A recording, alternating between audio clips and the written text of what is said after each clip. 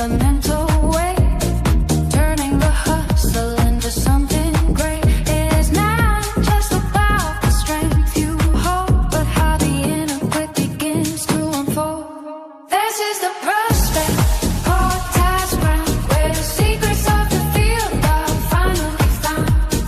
Building the athlete from the bone to the soul, taking the vision and reaching the goal. All right, welcome to the Prospect Podcast. We have a treat for you today. I'm Coach Human, always on here with my man, Coach D. We just put in 12 solid hours to do it 7 on 7. So if we look like we have a tan, it's not because we actually have a tan. It's called a windburn. So Yes.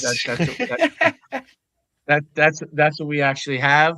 A couple people after our tournament in Delaware, Derek, like people we know local. Actually, some people they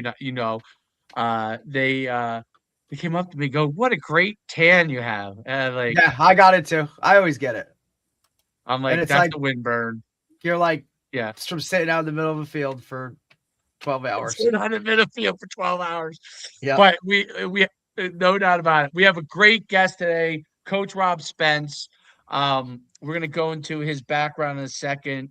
But he is one of the gurus I was, word wise used to describe him, not just from a offensive coordinator standpoint. He's a legend from that standpoint, but also in particular how he's really developed quarterbacks over the years and having some of the best guys of all time in college football. So it's really an unbelievable opportunity to talk to Coach. I'm going to dive into a little bit of his background, but it's not going to do it justice because he'll be able to go into in depth on it. But Coach, first of all, Coach was a tight end back in the day. So for people who don't know, over at Iona, I think it was Iona College. That's correct. Back then. Iona Maybe College. it's Iona University now, but it's Yep. Iona When I played College. them, it was Iona Prep. Now they're defunct, just like a lot of some other teams. But I actually got to play them at two schools, Coach. We played them at Sacred Heart, and then we played them again when I was at Montclair State. So, interesting in back-to-back years, playing a D3 and then playing a FCN. So that was interesting in itself. But that's my Iona story. Coach played there, I think through 81, and that's when he started coaching as well at the high school level. And then Coach had gone on basically a 45-year journey within coaching. Most recently, he was at Georgetown as the offensive coordinator, but Coach has been the quarterbacks coach at Rutgers, 2012, 2013. He was at Bethune-Cookman as the OC, at Temple's wide receivers coach, Syracuse, offensive coordinator 2009. From 2005 to 2008, he was OC and quarterback coach at Clemson. Had some of the best offenses of all time there. But he's also had stops at Hofstra back in the day, 97 to 99, probably coached Gino Carmazzi is my guess at that time period. Louisiana Tech and Toledo, Maryland in the early 90s for some of their good programs. It's funny because I was being heavily recruited by Maryland by the staff that got fired.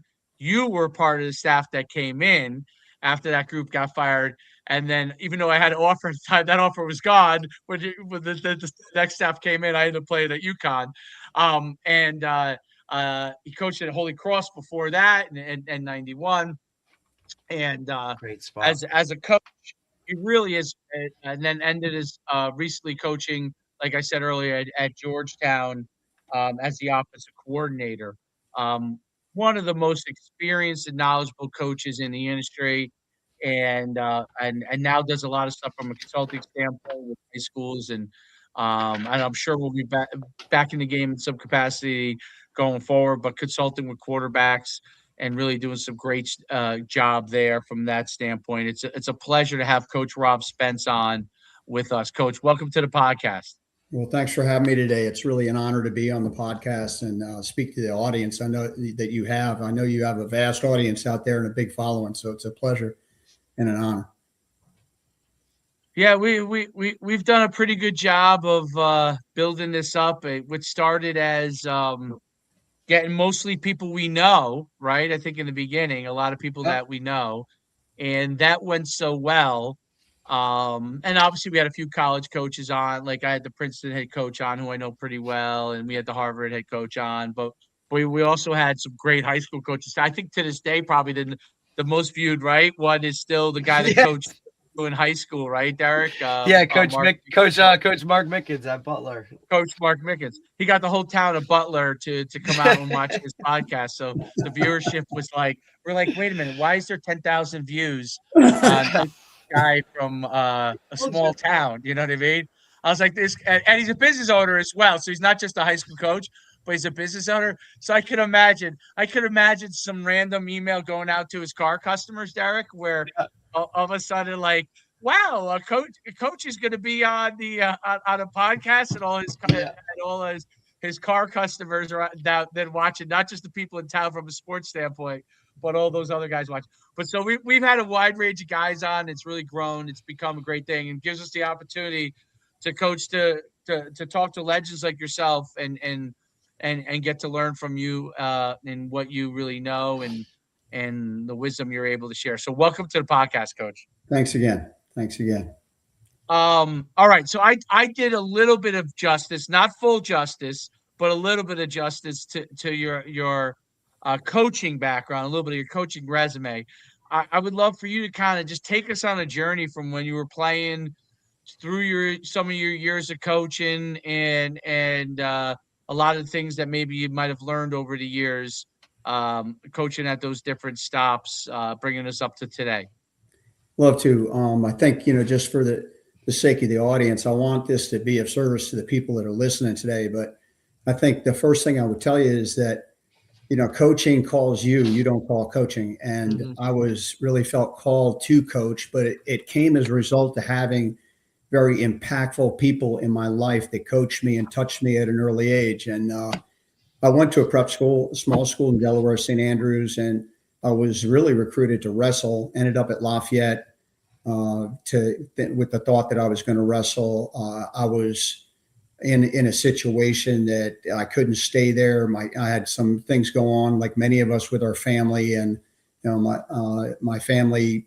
I said, "Hey, listen, it's time to you got to come home and help us." And I left Lafayette kind of suddenly and found myself in a situation where I really was thinking about not even finishing school. And my mom and dad had gotten divorced, and my mom was the one that made me go and enroll over at Iona College. And I had spent about a year recovering from a really serious injury that kept me from playing wrestling or playing football. And when I got to Iona College, I knew I was going to do something, but I showed up, and I actually got enrolled in a spring of probably like 1978. That's so long ago. And then I was like, well, what am I going to do? And they didn't have a wrestling team. So I knew I'll play football. And that was my love anyway, playing football. And so I ended up walking on at Iona College at the time, which was Division III. And it's there that, gradually I earned the opportunity to start. And I started there for 3 seasons. I was one of the few people that back in that day that would stay for 5 years, by the way. And I stayed for the sole purpose to play football, which is not really recommended way to go. But that's what I did. And I loved it. And I came back for my 5th year, and I got hurt midway through my 5th year. And at that point in my life, my dad wasn't as involved in my life. My mom, the family situation was such where I really was looking for somebody to help lead me. And that somebody was my position coach at Iona College. And that was Pete Williams. And he had such a profound impact on my life. And just, from the standpoint of not only was he a good coach and a good teacher, but he cared. And I think that's what really resonated with me. I had been in touch with so many different coaches that were so hard. And so there's in some cases really good at teaching, but they really couldn't connect with people. And I said, I love to play for this man. I love playing the position that I was playing because he made it fun. He also was a really good teacher. And most importantly, he cared. And because he cared, he loved me. And it was, by the way, it was an unconditional love. I mean, and if you've coached college athletes, sometimes you got to love them unconditionally because they're out of their minds, and I was one of those guys. Yep. So I got hurt midway through my 5th year. And then I stood on the sidelines with a really serious shoulder injury, kind of watching. And this coach said, "Hey, help me coach." And all of a sudden I was alive again. And when I say alive, it's like I felt God's pleasure when I was teaching and coaching or helping somebody do that. And it just so happened, the way God works in our lives, that my mom remarried, and she married the athletic director of Pelham High School, who became a mentor of mine. And that guy, his name is Mickey Splett. He was the athletic director there for some years at Pelham. And he actually, said, listen, I got an idea for you after college. And because I had no idea what I was going to do after college. I was a major in social work. I was going to go back to school for education. I wanted to do a lot of different things, but I didn't really know. I knew I loved coaching, and I got an opportunity to coach at Pelham High School right out of college. And I think that was an impactful moment in my life, because I started to see how much influence and impact I could have on young men.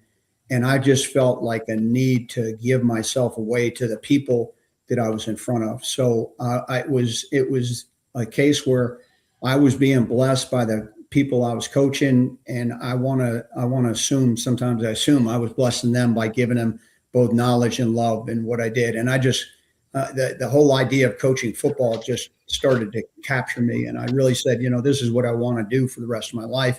But I also love teaching. So my mom had. She had been a teacher, and she had gone back to school to be a teacher. And we were both actually finishing, believe it or not, she went back to Iona College when I was finishing Iona College, and she started teaching. And I was looking for a job, and I got a full-time job teaching at a Catholic school in the Bronx, in the South Bronx on Bathgate Avenue, in an area probably that's known as Fort Apache. It's one of the toughest areas in New York City. And I went down there every day and would come home and coach at Pelham High School in the suburbs. And I'd go back into the city next day and deal with a bunch of young kids that, English was a second language, and they were coming from some rough homes. But those kind of people became my kind of people. And those are, throughout my coaching career, those are my kind of guys, for the people that didn't have quite as much, that needed somebody. And whenever I found somebody, an athlete that needed somebody to coach them, that really had a need, a personal need, where I could show them the love of God, that's who I wanted to be in front of. And I think that's part of my story, because, I didn't really know what I was going to do, but that whole element of just getting to coach early on. I was actually a head JV coach at that high school. And then here's the way God works in our lives. That particular season, right after the season, I was diagnosed with what they thought was testicular cancer. And I remember finding out on a Thursday that I had this. And then they said, you're going to have to go. We're 100% certain it's testicular cancer. And I went in for surgery in Roosevelt Hospital on a Saturday morning. And my stepfather and my mom came down with me. And I can't tell you how unbelievably painful this was, like, to know that I had no idea whether or not I'd even be alive. And it ended up being a non-malignant tumor that was taken out. And during my stay in the hospital, it was just, this is amazing, but part of my story, I saw Iona Prep was playing on TV, and they're playing Nershaw High School. And I was like, man, I would love to coach at Iona Prep someday. And I was praying to God. I said, show me the way. Well, that spring, I was at that grammar school teaching, and not sure again, whether I'd go back there or go back to Pelham High School, but I knew I wanted to coach. And I got a call from a coach that I didn't know at Iona Prep, that had just taken the job at Iona Prep, and he called to see if I'd be interested in coming on as one of the assistants. And that's how I ended up at Iona Prep, 2 years out of college, and later would become the head football coach at Iona Prep for 5 years, the youngest head coach in New York State at the time. I was 24 years old. And when I took over Iona Prep, they were 0-11, by the way. And I was actually the JV coach there, and we went, I think, 10-1. I think we lost our first game and won every single game since then. And the varsity went 0-11. And it was a little like the Pat Riley story, with the Lakers. Yeah. He was a ticket manager. Well, I was 3 years out of college, and I said, I'll take the job if nobody wants it. They couldn't find anybody that knew the kids as well as I did. So I got the job to be the head coach there. And we turned it around, thankfully. And I had 5 unbelievable years as a head coach there that I'll never forget. And I love Iona Prep as a result. And here I am every year I'm the head coach. I'm thinking, I want to go coach in college. I want to go coach in college. My mom had along the way kind of convinced me to go back and get my master's degree in education, which I did, because I love teaching. I was an American history teacher, but I love teaching Yes. football more. And so, there began the journey. And then I went from there. And this one aspect of my story is like the calls come when you least expect it.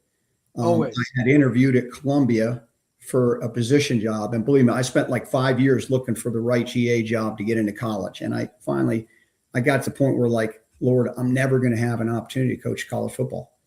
And here I am. It's like March of my 5th season after being at Iona College. And one of my coaching friends out in Long Island says, hey, call Hofstra University.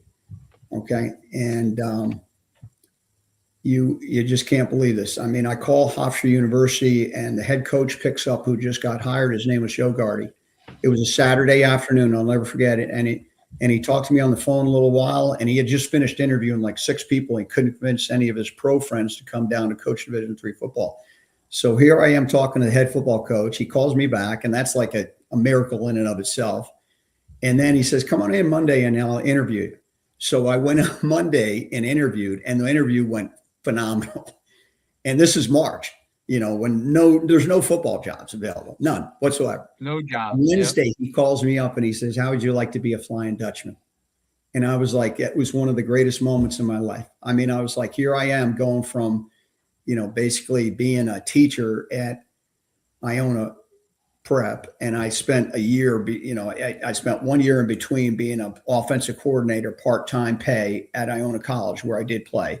And then Joe Gardy calls me here out of the blue, and I end up at Hofstra University, and we almost win a national championship that year. We end up with the #1 offense in the country in Division III. I coached an All-American quarterback, Rory Moss, and an incredible football team that went to the Final Four in Division III and should have won the whole thing, but injuries and all that. But that kind of started my career, and then I went from there to Holy Cross when they were scholarship and transitioned into the Patriot League, and our head coach got Mark Duffner, who I just love, who was just an incredible head football coach. He took the job at University of Maryland. He took me with him, and I spent 6 years all told with Mark Duffner, who had a profound impact on me. One of the things that I did is when I took jobs, whenever I was considering taking a job, I always considered who I would work for. Yes. And I always wanted to go someplace where I could learn from anybody on the staff and everybody on the staff. And I always looked at, when I talked to young coaches, I said, you have to go places where you can learn, and you have to be around people that are willing to invest in you and teach you and mentor you and love you and show you the right way to coach. And, I think that all too often we look at what looks to be like a great role model, and they're not, unfortunately. And I'm just saying that there's some people that do it better than others. And I'm talking about there's some people that love their players and they coach with the highest degree of excellence in their particular area. And those are the people that you want to be around. Those are the people that are going to be most impactful in this business. From Maryland, Coach Duff, and I were there for 5 years that, we ran the run and shoot where I became known. I traveled nationally, clinicking on the run and shoot, coaching the quarterbacks there. And it was just an incredible experience for a young coach. And here I am. I thought I'd never get a chance to coach in college.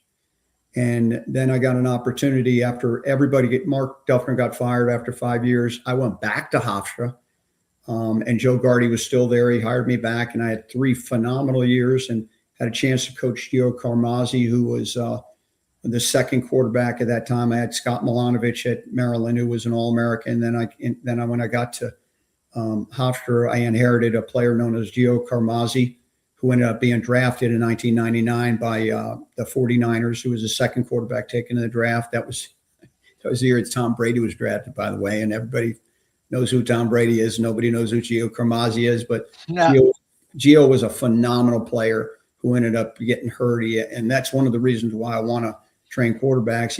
His arm got worn out, and that's the only reason we don't know about him. He had a phenomenal talent there. But I went from Hofstra, from there to Louisiana Tech, and coached Luke McCown as a true freshman who played in the NFL a number of years. He was a freshman American at Louisiana Tech. And then I got an opportunity to go to Toledo.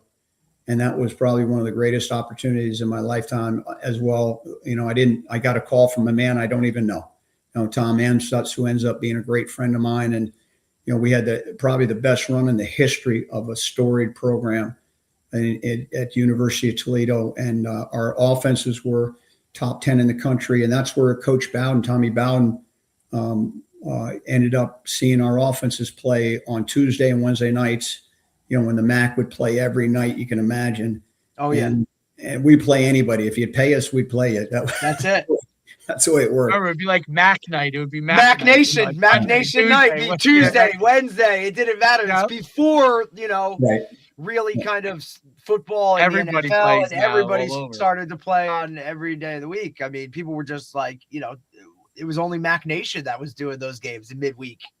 Yeah, it was crazy because you try getting home on a Tuesday night game at midnight and then having everybody end up go to class and Oh, try to yeah. go get it. Yeah, that was not happening sometimes. I hate to say, because it was I think that's the side of high level football that a lot of people don't really understand. It absolutely is, and that became a passion of mine, is to make sure people graduate. By the way, we had a pretty good graduation rate there, but I had met Coach Tommy Bowden at his quarterback academy down in Auburn with all the Bowdens, and I'd met him probably about 5 years before he got to Toledo, and he called me up and offered me a job to come to Clemson when they weren't very good, and they had the worst offense in the ACC. I ended up taking the job in 2005. I went down there in January, and we turned that into a record-setting offense. I'd say. Coach Sweeney was my wide receiver coach, Dabo Sweeney, and we had a bunch of good moments there. We set over 75 school records there at Clemson at the time, and that gave Coach Sweeney a foundation to build on once he got the job, to really take that thing to another level. I went from Clemson to Syracuse, and our coach Greg Paulus there. Greg Paulus ended up. That's a great story. That was one of my favorite coaching stories because he played point guard at Duke. And crazy. It's that was right around my era. Like that was right around when I was high school, college-ish, right? Like kind of getting into it, and a true two-sport like guy. And then went basketball, and then hey, I like that, just passion for the game of football still, and then have the opportunity to kind of go home because I believe he was from like upstate New York.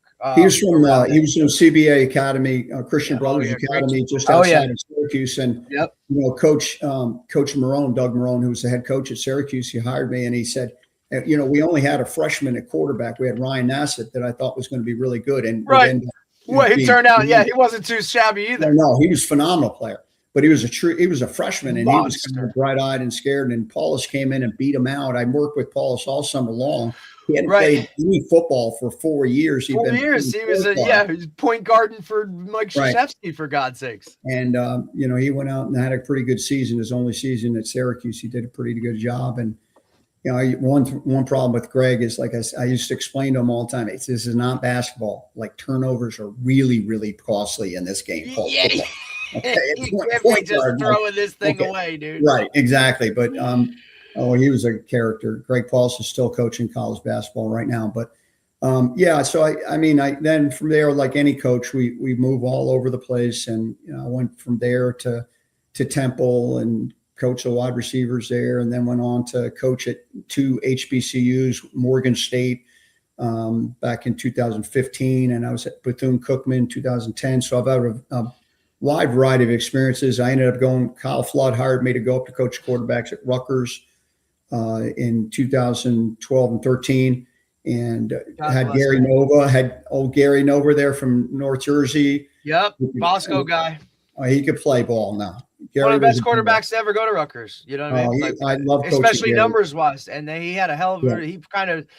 He kind of started that whole boat post. That's right. Greg Schiano of keeping guys in state and having guys from those big schools kind of come back to Rutgers. And look, they had a really good offense there for a couple of years with Leonte Carew and a couple of those guys really kind of did some things.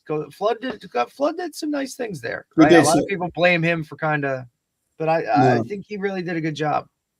No, he did. He did do a good job, and but Gary really was fun to coach, and we had a good time on offense there. And my wife got a little worn out with the moving all over the country. So we decided to take a job down in Tennessee in Chattanooga. That's how we came to live here at a high school. And the plan was never to go back to coach and have to move all over the country again. And I missed college coaching so much. I ended up doing it for 2 years, and we turned a small high school into a pretty good football program down here, Chattanooga Christian. And then I just felt this call to go back and coach in college, and that's been my ministry. And I went back to University of Tennessee, Chattanooga, and that was a joy. And I spent a year there. And then Coach Scarlotta ended up calling me up, and I ended up at Georgetown, which was really an experience because I'd never been at a school with that kind of academic pedigree and coaching through student athlete, which is a whole nother experience in a coach's life. But, it's all in all, it's been phenomenal. And I've been blessed to be able to coach at all these different levels. And it's really about the people that you coach and being able to find people that you can pour yourself into and see them grow as human beings and show them the love of God as you're doing that. No doubt about it. It's an incredible journey. It really, really is an incredible journey. And all the different athletes you've worked with and coaches. It's interesting. I remember when Tommy Bowden went to Clemson. He also was originally at Auburn, right? That was correct. Like when he had won, and then that's where you met him, right, Coach? When he was at Auburn? The Bowden family. Actually, had coached against them while I was in the ACC at Maryland for those 5 years with Duff. Okay. And that's how they knew who I was. And I went into their quarterback camp to work that summer. It was the Bobby Bowden, Tommy Bowden, Terry Bowden. It was called the Bowden Quarterback Academy. And I actually stole the idea and bought it north the way we did it down there. I did it up at Hofstra. It became kind of something everybody does now. But back then, it was really unusual the way we set it up. And I met the whole Bowden family there, which was really impactful. And they had just had a beautiful way about them and the way they did things with all the brothers were very unique. They were all different. I know Terry Bowden pretty well. And Tommy, obviously, I worked for 4 years. And they were very unique people that loved their athletes. And they also coached at a really super high level. No doubt about it. And Mark Duffner is a phenomenal. I mean, I'm sure you guys are great friends. I got to know him. He recruited me when he was at Holy Cross, and then I got to know him when I was an NFL agent for 7 years, and he was working in the NFL. Yeah, and he was so great. Like, he was so helpful, and he helped get a couple of my guys in, but he was just. Besides that part, he was just so great to talk to, and he would actually talk to you, which a lot of, the NFL is a very, very results oriented. Even as much as college is, the NFL to me is even more results orientated, and just because of obviously the nature of the beast, right? So. But he was so great. Like, he would always take time to talk to you, and he would give me advice with guys and stuff. I mean, he was just. I've heard him speak at Glazier clinics. He was great. He would be like, right? Is this the legendary Mark Duffner I'm talking to? Like, taking the time to actually talk with me. That's what I was found to. I'm sorry, Derek. I didn't mean to interrupt. But that's no. I was just adding a tidbit. Like, I've heard him speak. He was a great speaker at Glazier Clinic. I took a shit ton from him. One of those like, hey, I'll just listen to this guy thinking, okay, for the next session or whatever. And before I knew it, I had like 4 pages of notes. And I believe he was doing something at the time with the Tampa Bay Bucks a couple years ago. Right. That's where it was. But it's just like he had just a charisma about him. Like, you were just drawn. I'm like, damn, I'd like to model my stuff after him, Yeah, I think that's one of the reasons that I gravitated when asked to work at Holy Cross, where he was head coach. I wanted to be around great teachers. I wanted to see what they look like, and I want to be known as a great communicator. And I want to teach communication. I want to teach that to younger coaches. And I also think that when you mention Mark Duffner, therein lies the secret to being great. Like, he connects with people, and he loves the people in front of him. And just as a side note, having traveled all over the country recruiting my whole life and evaluating players, I get to watch coaches all the time. And I will tell you without a doubt, there's so many high school coaches out there that are far superior to some of the coaches in the NFL and some of the coaches in the highest level of college football. There's some great teachers in high school. I know there's a ton of them, and I meet them and see them and watched them my whole entire career. And I think that sometimes we get this idea that because so-and-so coaches at this school, that they might be a better coach than this person who coaches at another school. And the school you coach at has nothing to do with the quality of coach you're going to become. It's about the people. It's about how you teach the people that are in front of you. It's about the quality of your lesson plan on that day, on that moment, in that atmosphere. And that's what it's all about. It's to take the one day that you have and make that day special for the people that are in front of you, because that's who you're responsible for. That's who God put in front of you in that moment. And that's what energizes me as a coach. I feel his pleasure. I feel the Lord's pleasure when I'm doing that kind of teaching instead of thinking about myself. And too often we run into people that have no time for us. And I have been in that environment myself, and I have made that mistake. And I know how I feel when I run up against somebody who I think is really a great coach and he has no time for me. He can't remember my name and he walks right by me. And I think that one of the things that's happened in college athletics, because the NIL and the age of money, is that we have seen the age of amateurism just disappear in college athletics. It's gone. It's forever gone. So you can't tell me right now that college athletics is really any different than, professional sports, because it is professional sports. And it just depends on where you are and what school you represent now and how much NIL money they have and what they're doing with that money and how they can buy and purchase better players than you can purchase. And, I just had a discussion with one head coach in an FCAF school, and he was talking about a school they had to play that, their head coach was saying, yeah, we've got, $900,000 invested in this team right here, right now, that you're going to play. And the team that this coach represented, they had about $200,000 in NIL money at FCS level. It's an arms race. Yeah, you tell me what's going to happen. But that's the nature of the beast, and that's what we built here, and that's what we've allowed to happen. Yep. And I'm not saying it's all bad, because it certainly isn't bad at all. It's not all bad. I'm just saying that we definitely are entering a different world, and we got to walk through that world, and we got to be knowledgeable of what it looks like, so that we can counsel our athletes and take care of our young people.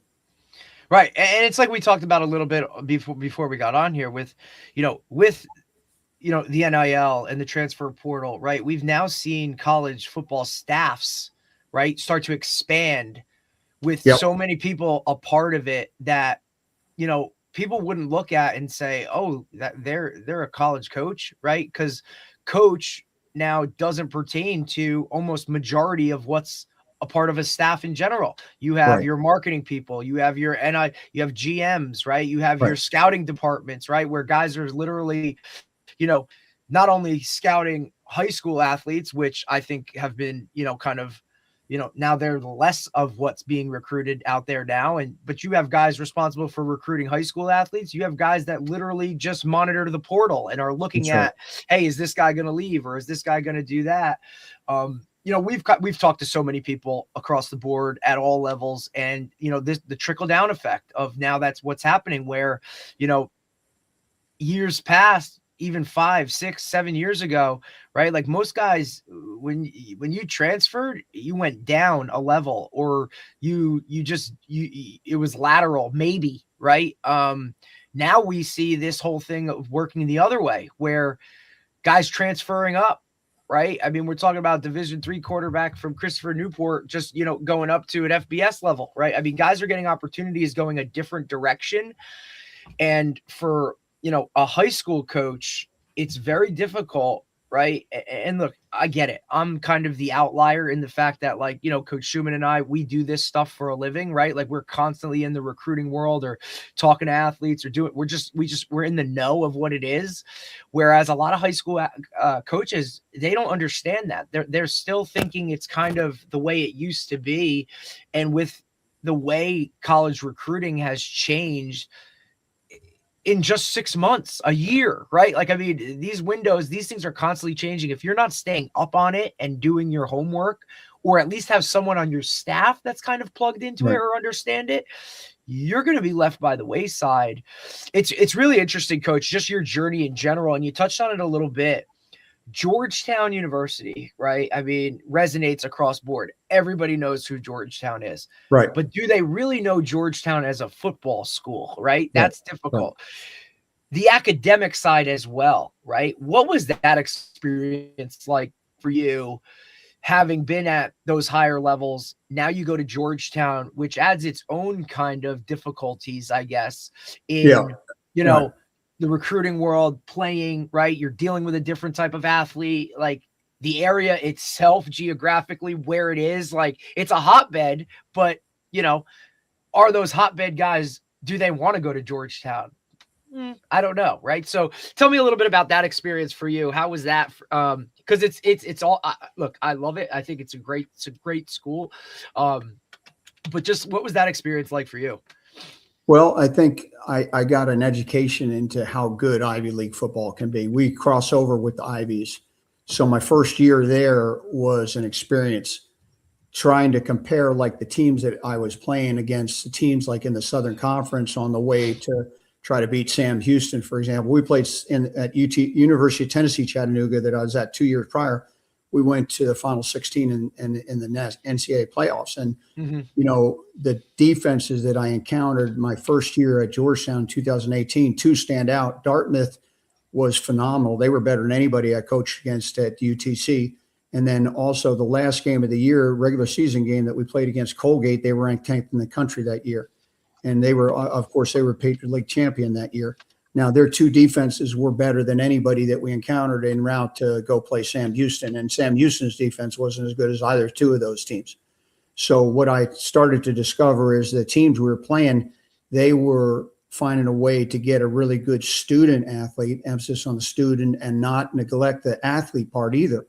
You know, we are, you know, it's a little known fact that, you know, that this is true, that the level of football in the Patriot League is really, really outstanding.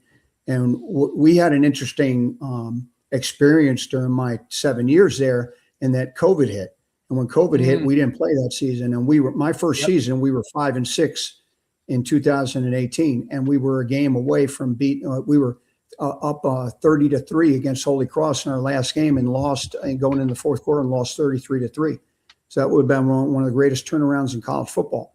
And so we were capable of competing. We just didn't have probably the depth as some of those other teams did. The next year in 2019, we went 5-6 again.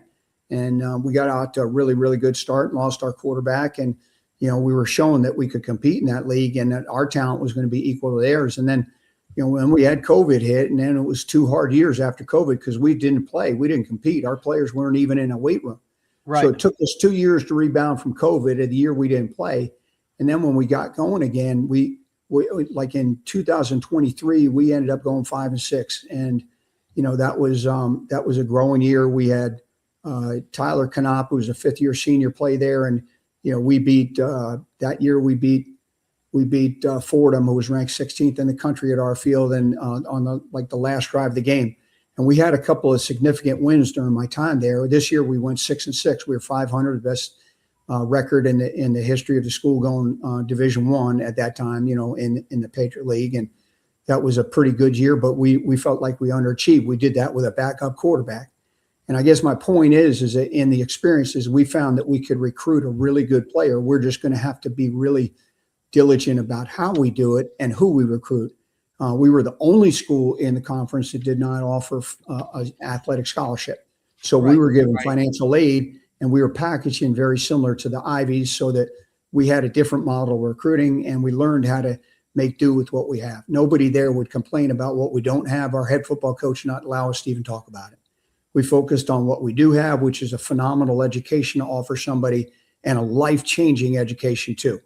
And, absolutely. You know, that's what happened. And, you know, I thought one of the things that was really evidence to me is at a place like Georgetown, is a significant part of our team were from places that you would never think they'd come from to go to Georgetown University. And, you know, what I'm talking about is, like, I recruited Tennessee, and we had 3 or 4 players that, you know, did not pay a dime to go to a place like Georgetown, that never had a family member go to college. They were first-generation college student, and they had a program at Georgetown to meet the needs of these at-risk students, and they would graduate at an unparalleled rate. So it depends on how you define success, because Georgetown was competing on the field although we didn't win a championship. We were getting closer and closer. And I think that that's within the realm of possibility for them.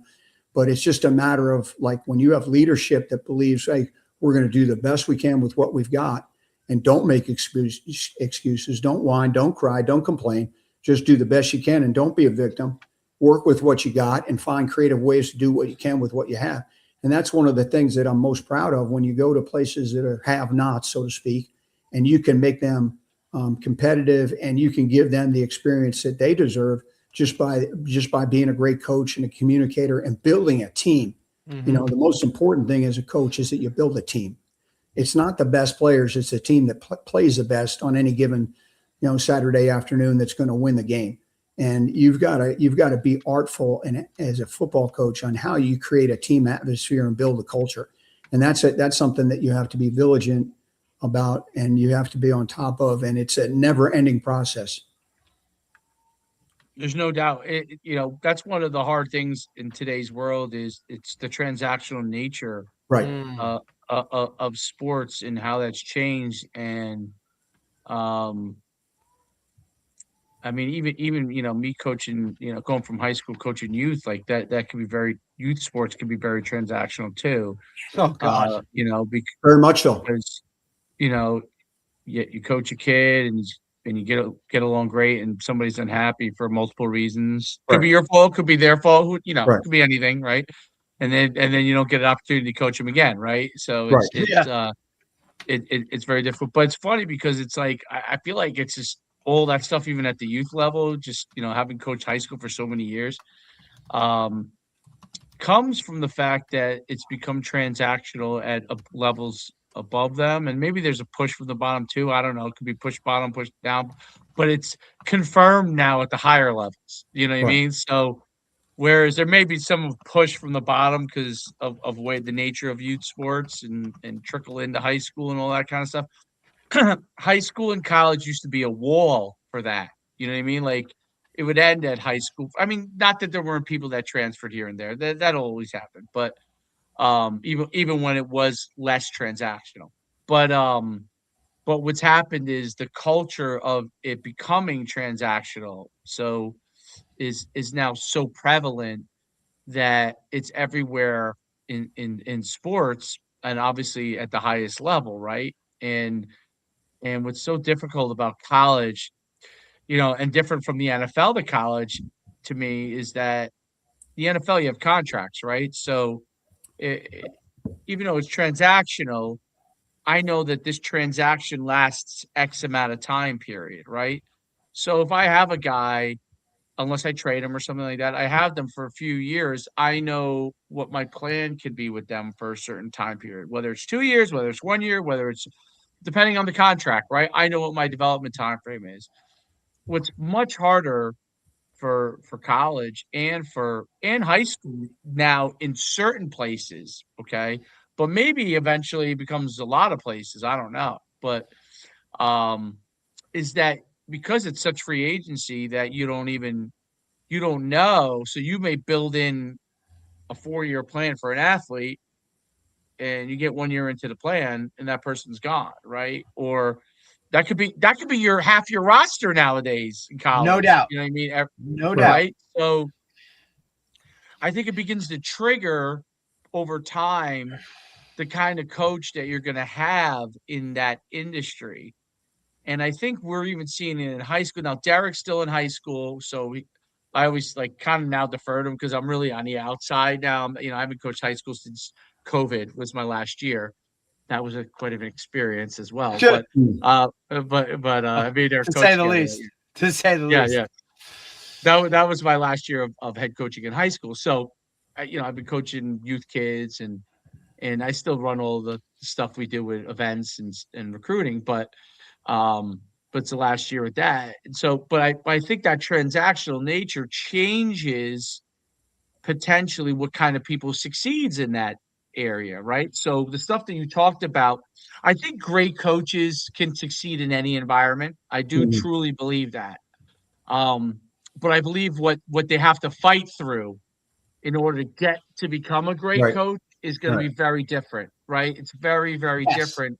And it will require no longer the fortitude of, okay, I'm a GA, I'm this, I'm that, and this kind of process situation. And in high school, I'm an assistant, I'm the JV coach, then I'm a coordinator, I'm a head coach, right? Or something along those lines. Whereas now it's, okay, who can I go learn from immediately? What is that person's credentials that I can go and work for? Because if I stick myself to that person and he's successful, then I could jump to my next opportunity. Right. And it's similar like that in high school a little bit too, right? Like Derek now works for a guy who's a very, very well-known head coach too, right? And has done really great job at all the places he's been. um, but I'm sure if he probably feels it with some of the guys that he might work with here and there, like, oh, they want to come in. This guy's been an established head coach. He's done really well. Let me learn from this guy so I can go to jump to my next job. And then, you don't know what you're always dealing with if you are the head coach, right? Because in the old days, and you can correct me if wrong, I'll let you speak on this a little bit, but I'm sure you could identify who those guys were pretty quickly on your staff in the old days, and like, okay, this guy's a climber, that's really what he wants to be, and he does this really well, but we know he's going to be gone, right? And then this guy right here is really looking to learn the best way he can. Whereas now it's very hard to know who's a climber and who's willing to learn, because yourself as a head coach, you might have to figure out year to year, like what your own roster is like. And that's super transactional, right? And that makes you transactional, even if that's not your philosophy as a coach, but Yeah. it starts to make you transactional. And it's like, it's very, very difficult. I'm curious your thoughts on, obviously, someone who's just left, that part of the game, and it was probably creeping into everything you guys were doing. Talk a little bit about some of the kind of thoughts I expressed there. Well, I think that what you are seeing nowadays is it's in this generation of coaches, the younger coaches, is a lack of patience to develop where they are and to appreciate where they find themselves in the moment that they find themselves. And there's this dissatisfaction with many of them where they are at, and they want to climb as fast as they can and as quick as they can. And I think that they see that, the one example of somebody who gets this incredible opportunity at a very young age, and they think that's everybody. And I think that the grit required and the resilience required to be really good at anything requires you to spend time at doing anything and doing it well, instead of always looking forward to the next opportunity. You don't do what is in front of you like it should be done, the job that you've been given. I think that when you make yourself indispensable to your head coach, and in my opinion, this is people would use the phrase old school, but this is an important quality, is loyalty and also service. You are there to serve the people around you, and you are there when you become an assistant coach. You are there to serve your head coach and make him better. And you're there to make the environment better that you're in. And if you do that really, really well where you are, people will take notice. And that's organically how you get your next opportunity, by doing well at where you are. People recognize that. If you're at a school that is a have-not and they don't have the resources of other schools, sometimes people the really good coach will observe somebody working hard at their craft and knows that guy's really good at what he does. He just doesn't have the talent that I have. And that's why he's where he is and I'm where I am. So those people that are smart enough to recognize character, recognize intelligence, recognize communication skills, recognize people that care about what they do, those are the kind of people that you want to work for. And those are the kind of people that are going to hire you if you're that kind of person. If you find yourself on the other side of it, where you're just going to do anything and everything and do the most expedient thing in front of you to get the next job, then you're never going to have established any roots. You may never develop a foundation of being a great teacher of anything. And you're not in the long run going to have invested in the foundation of your knowledge to be a great coach. And that's one of the things that I learned along my way with Mark Duffner. I wasn't looking to just find another job. Now in college football, you get fired. So a lot of, you end up, if your head coach leaves, you end up having to look for a job. You could be super successful and you end up having to move. So all the moves that people make aren't made because they want to move. And some of them they're not good for their families. And that's what makes this so doggone hard. And I think that part of the reason people look all the time is because they're afraid. And that fear drives them to keep looking for a job or drives them to look for the next best opportunity. And that's where, I came to faith. Jesus found me when I was at Lafayette College, and I trusted him and said yes to him. So he has my coaching career, and I trusted him with that. And I said, where do you want to take me? Now, I didn't always go to these places excited about going at the moment, but like I found he had a reason for taking me there. And he had people that he wanted me to meet, and he had people that he wanted me to coach.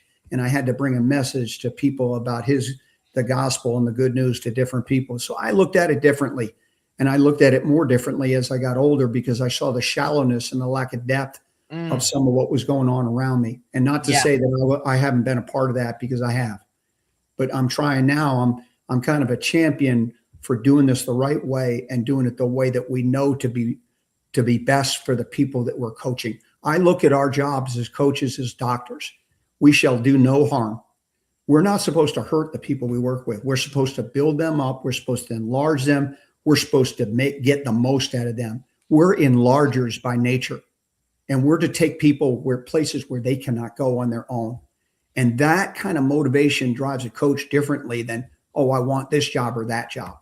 And that's where there's two levels of coaches. There's those that are transactional, and there's those that are transformational. And I think that my message to the audience is, you want to be a transformational coach. No doubt. You want to be the coach where, like 40 years from now, when you're finished and that person that you coach realizes, aha, I got it. That's why coach told me this.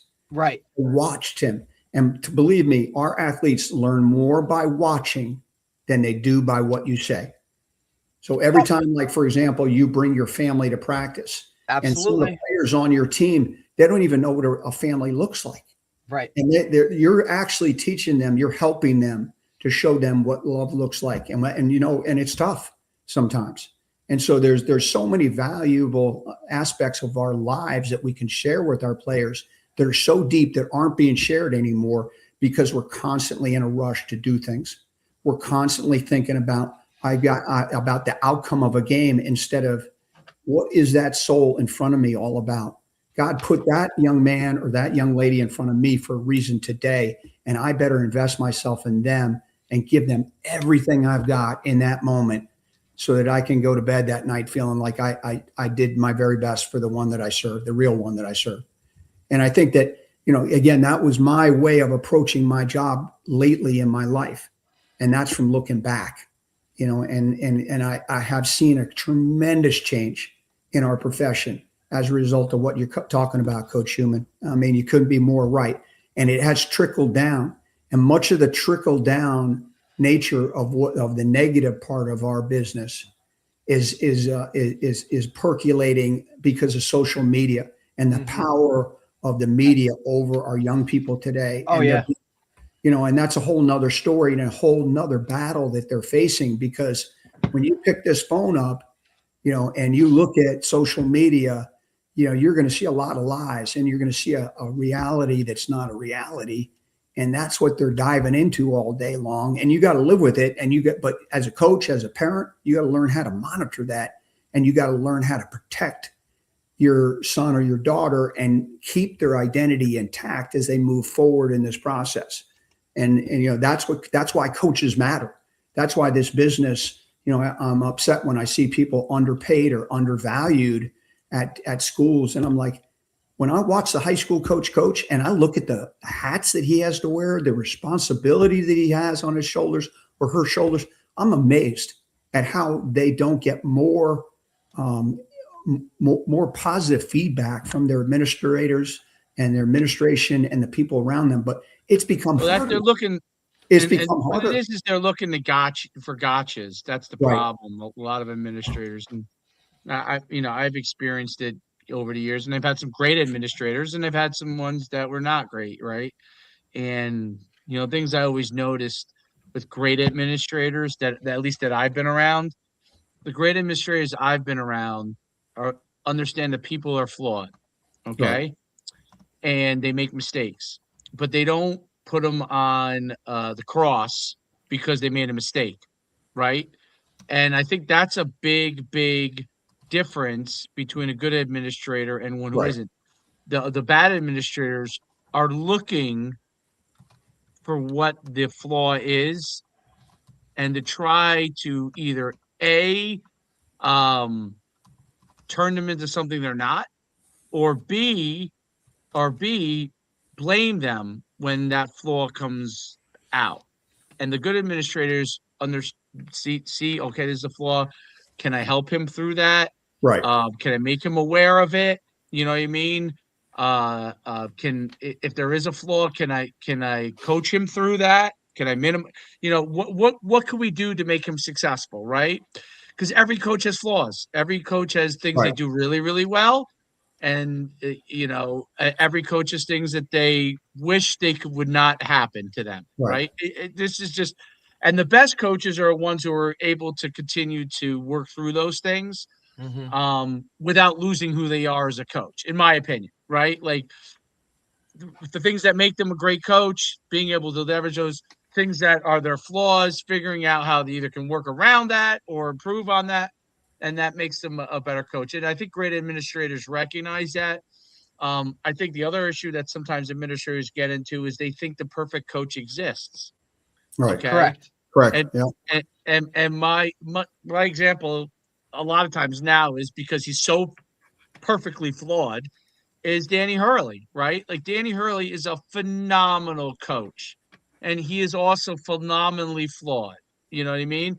And maybe that's what makes him a great coach. You know what I'm saying? And so if you were just to look at Danny Hurley and watch him without watching him around his players during the day, or without watching him maybe have dinner with them or interact with them when the cameras aren't around him instead of sound bites, you would paint a picture of him, right? Yeah. But the players don't paint that picture of him. So you always say, like, social media creates a disconnect between Danny Hurley and what actually, and he's my example because he's so easy to watch on TV, and I went to UConn, and it's so easy to watch and to see how he is, and people are like, oh, they're waiting for him. They're not waiting to do for well. that one thing that is gonna get everybody to he's click on going to it. win.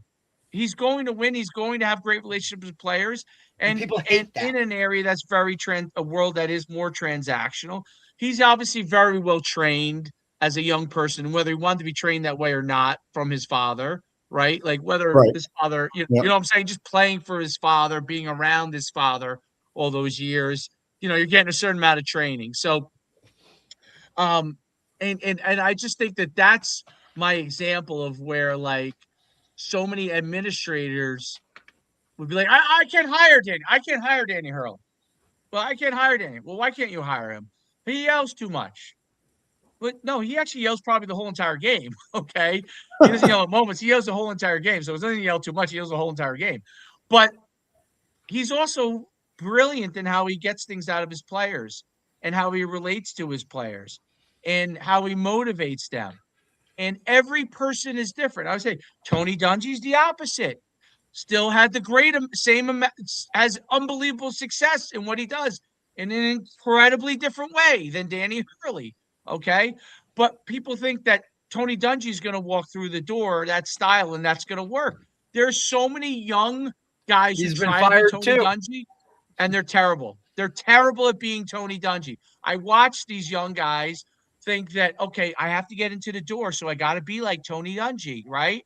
And they get into the door. They don't know how to relate to players. They don't take time for players, okay? Tony Dungy learned his philosophy and his style over many, many years and figured out what worked within his personality, as did Danny Hurley with his style and his personality, which is what makes them both great in very different ways. And I think that that's an important thing with coaching.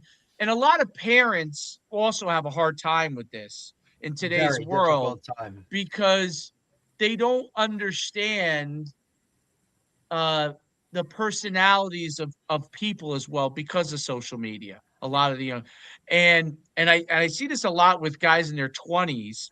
And me and Derek are around so many of them in the stuff that we do, and we see some that are phenomenal, do it really really well, and we see some that like they just you're like they should get it but they don't get it, and we can't even figure out why. You know what I mean? Like this guy should be good but he just isn't good, and and they don't take instruction, and they don't take direction, and it's part of the over emotional part of what's happened to me in society because of social media, that everything is an emotion.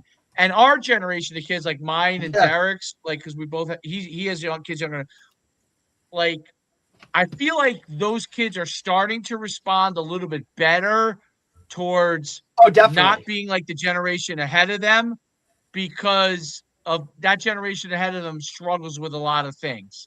And Yeah. I've started to see it with those kids. Like they're more resilient. And the ones who aren't, like I can tell you, they're just going to be off. And I see a big disconnect between it. And I have one theory that's really interesting. So the kids in their 20s and the teens now to maybe up towards maybe close to 30, social media has been a large part of their lives. What's going to happen with the kids that are my son's generation, like he's 10 and Derek's are younger, toddlers, and infants. And what's going to happen there is AI has become so big That's right. because robots and everything is going to be done for you. You're going to need to be able to communicate and coach.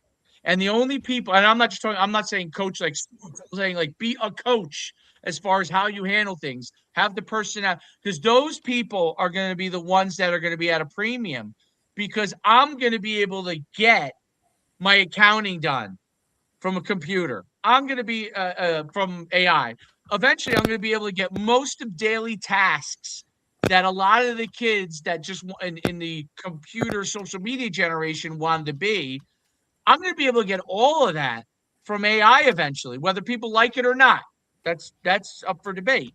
But you're going to be able to get most of that from. You're going to be able to get analytics for football, That's true. where they're going to tell you exactly what's going to happen, and you're going to be able to have the personality, It's gonna the be like knowledge baseball. to decipher how to make decisions and to communicate those decisions to people. And if you can't do that, you're going to really struggle in a world where everybody can get any piece of analytics they want. I can figure out what you're running. Some guy's going to hand it to me in 2 seconds. And if I can't communicate that to people and solve problems, we're going to have a big, big issue. And I think that these kids are going to be forced to be able to do that, because otherwise they're not going to be able to work. There's going to be no job. There's not going to be very few jobs for them, unless they're going to be a plumber or something along those lines, working with your hands. There are jobs that still The might be trades. available to work with hands. You're going to have to figure out how to communicate with people, and you're going to have to be able to figure out how to solve problems. Where that generation above them, that was taken away No from way. them, and everything became emotional, and a lot of things became Yep. emotionally driven, and less problem solving because of social media, because of the all of a sudden information age of things being available to them. And now they're going to have to communicate, because stuff is just going to be done for you. And if you can't communicate, you're going to be out of a job. And I think that that's what's going to happen. And the kids that start to learn that, and the parents are going to start to figure it out pretty quick.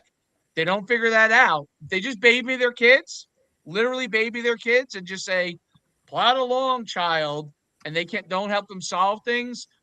It's going to go almost a little bit back to some level of old school, even though people don't realize that, because of the fact that when everything is going to be able to be available to you, the person that's going to be successful is going to have not just it's knowledge is going to be given to you. You're going to have to be able to solve problems. You're going to have to be able to coach yourself to an extent, coach others and lead others.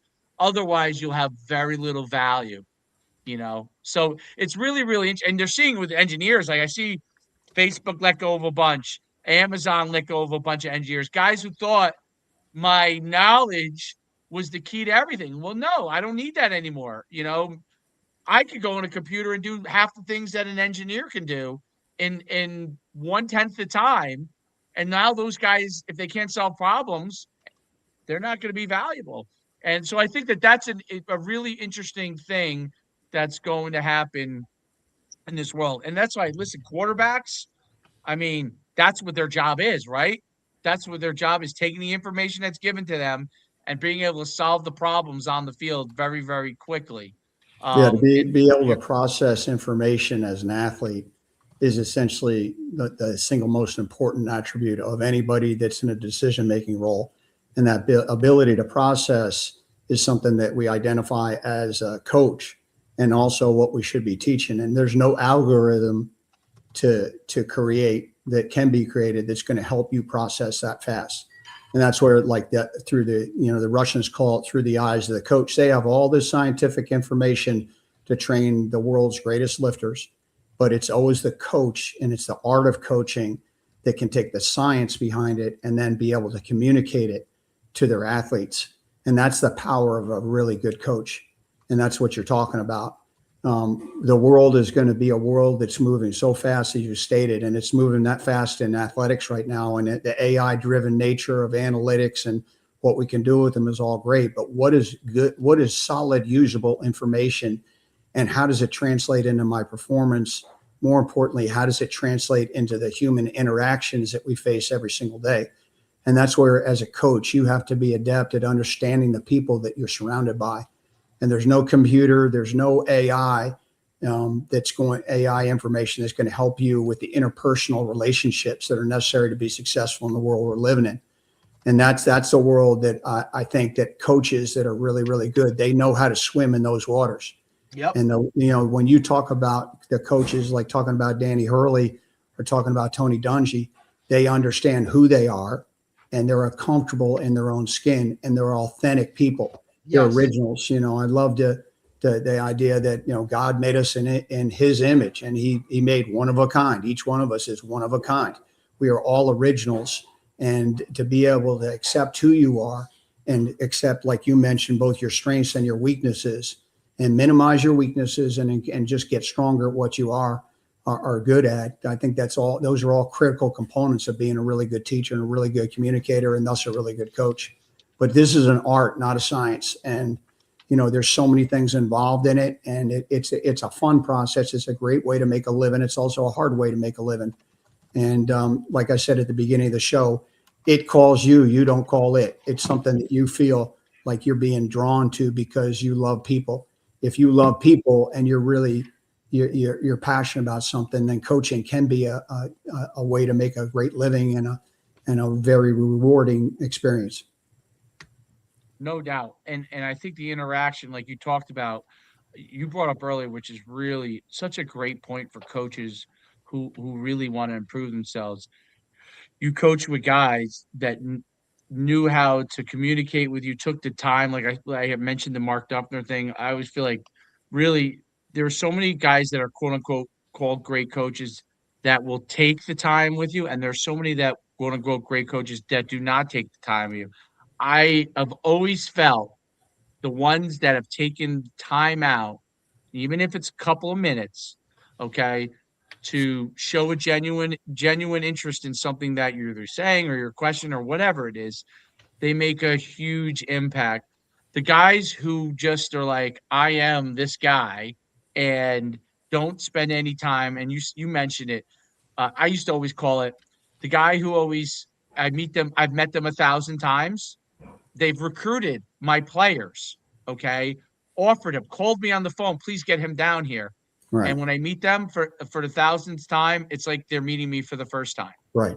And Right. and those guys, to me, like I'm like, people might think this guy's a great coach, but I don't think he's as great as everyone else thinks he is, because he's missing something that's really, really important. Right. The ability to communicate with somebody. Right. I've had this happen because like I talked about before, you talk to a person, you haven't seen them in 10 years. Okay. Maybe a player played for you, right? Yeah, they may have looked completely different. Like I've been shocked by this, right? When I was a young coach, I never thought this could happen. But I'm sure you understand. As you get older, you're like, oh my God, I didn't recognize them. It always drives me nuts when someone doesn't just ask the name again. They're too prideful to say, Right. what's the name? What's the name again? As soon as they tell you the name, you'll immediately remember it. Right. It's a moment of uncomfortability because the player may think, oh, he doesn't remember me. But then when you tell him his name and you realize you do remember, it's just that you look different. I had this happen when I was at our event in Delaware, Derek. Khalid Rogers, who played at USC, and he used to come to my events. I knew him when he was in high school. Like he was, 15 years old when I saw him, and he was coaching his son's team in like 7-on-7. His son was the same age as my son, but he's much younger than me. I'm an older dad, and he's probably early 30s, maybe, and maybe mid 30s. And he came up to me. I didn't know who it was, and he came over and said hello, and I said hello to him, and I was like, he's like, do you remember me? I said, hey, just what's the name? And he said his name. I said, of course. I said, I didn't recognize you because, you were a high school kid, Because you grew up. Later. Shit You're a man, happens. you know what I mean? So I don't want you to I said, I didn't want you to take offense to it. Right. That I asked for your name because it's been so long for me. And I hadn't seen, I was used to seeing you once or twice a year. So I In a knew who you different were. lifetime. I hadn't seen you in 15 years, so 12 years. So it's a long time. And he was immediately, when he realized I knew who he was, and we had a great conversation. So many people just don't ask that. And it's like, dude, nobody's going to be upset with you because you forgot their name. You haven't seen them in 10 years. Do them the courtesy of asking who they are. Where were you from? Then that usually triggers in their mind, oh, yes, I remember them from that point. And as opposed to the other way, I just think it's such a flaw in coaches who so many people who say are great coaches. They don't take that time and they don't realize that they're actually having an impact on the way people view them. You know what I mean? And they could really take that time. And it doesn't make them a bad or good person. Right. It's not about that. It's about they could be a great person. It's just about taking that time to be able to do that. And I think that coaches who do that, and I had to learn to do that myself. Everybody has pride. Everybody thinks, when I was young, my thing used to be I would always remember a name and I would always remember a face.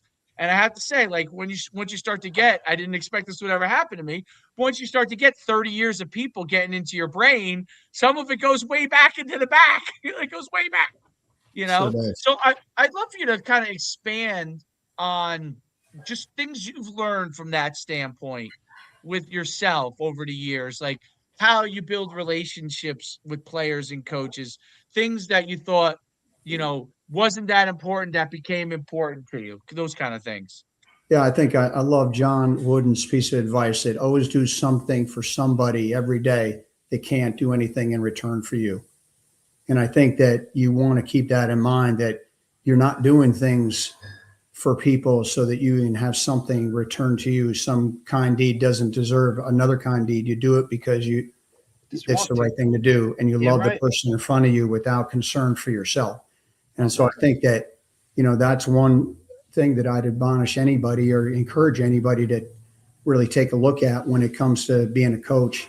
And I would take the person on my team that gets the least amount of attention, and I try to spend some time with that person as much as possible, because that person needs a lot of encouragement. And you don't know, coach, you just mentioned it, the impact that one person can have on another, a mentor can have on a mentee, just by just sheerly showing interest in the person that you're talking to is incalculable. That when you do that, you touch something in another human being that's beyond explanation and that cannot be reproduced in any other way. But that moment of encouragement, that could drive that somebody to something that they never would do without that single moment.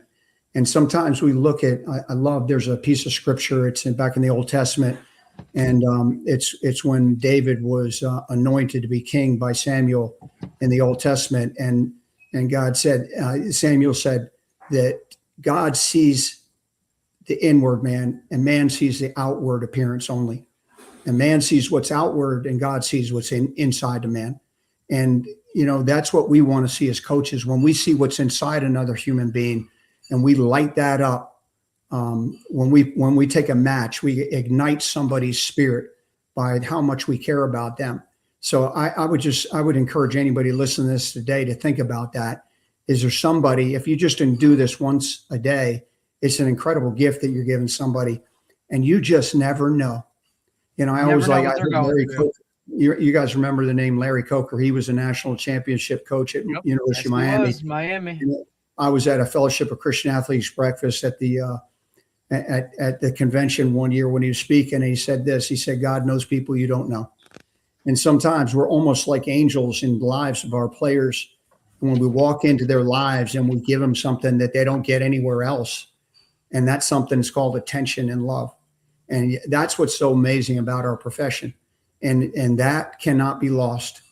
And that's what makes this different from anything else. When you're in a classroom and you're teaching, and there's going to be somebody in that classroom that needs you more than anybody else in the world, and you're in front of them, and you don't know sometimes who that somebody is.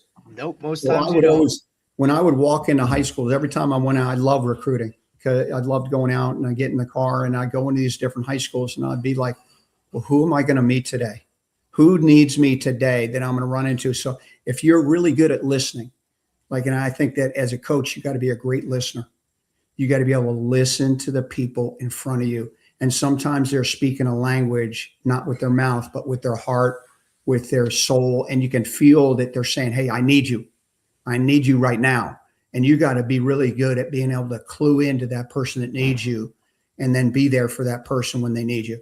And, that's another aspect of just meeting people. And sometimes it's a wonderful experience to be blessed and realize that, here you are 30 years removed, and somebody comes up from one of my teammates, one of the young men that I coached at Iona Prep, and they said, Coach, you don't remember this day, but I remember this day. I remember the day at practice where you grabbed me and told me, it's going to be okay.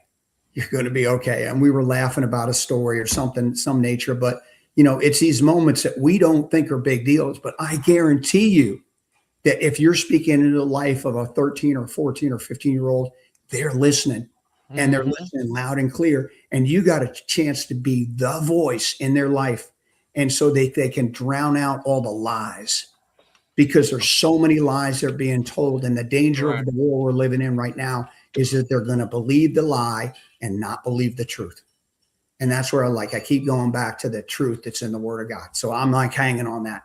And that teaches me how to interact with people in a different way, and gives me a wisdom that only He can give you. And that it's just a powerful tool as a coach.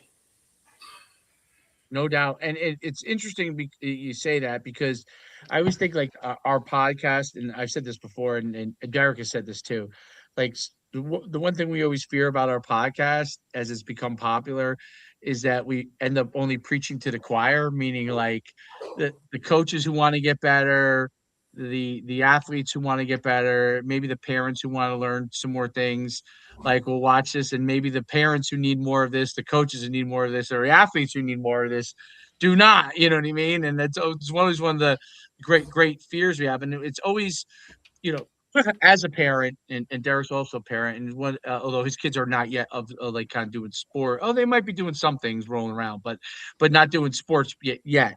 We're getting there. Organized sports, God help us. but he'll be there soon, and hopefully he learns from all my mistakes that I've made when he goes. So because he's had a bird's eye view. So but it's one of these things where we try to it's very hard for parents to see outside what's immediately in front of them. And I'm included in that. Any parent is, right? Right. But a prospective parent will try to see more of the big picture of what their athlete or whatever can eventually do, or who they want them around, or what they want them around. And I'm curious your thoughts from that, Sam, because it's one of the things that I think I've noticed more and more. I'm around a lot of great parents, absolutely no doubt. You know what I mean? So I want to preface it with saying that I personally am lucky most of the time, like kids I coach, or if my son's on the team, I would go so far as to say like 99 out of 100 times. I'm not talking about people get upset or anything like that, but I'm talking about like just in general who they are, been around great, most time great people. But we see it a lot from the outside, where people get um, a lot of things confused with respect to development, raising their kids, and patience is the biggest thing with parents, where they think they know what coaching is, and most of them never coach, you know what I mean, but will point out the flaws in coaching. And I'm not just talking about scheme, I'm talking about like where they put a kid, or positionally, and you have no idea what the coach is actually thinking, right, in the moment, or planning wise, even if the coach communicates that with them, which a lot of times they do.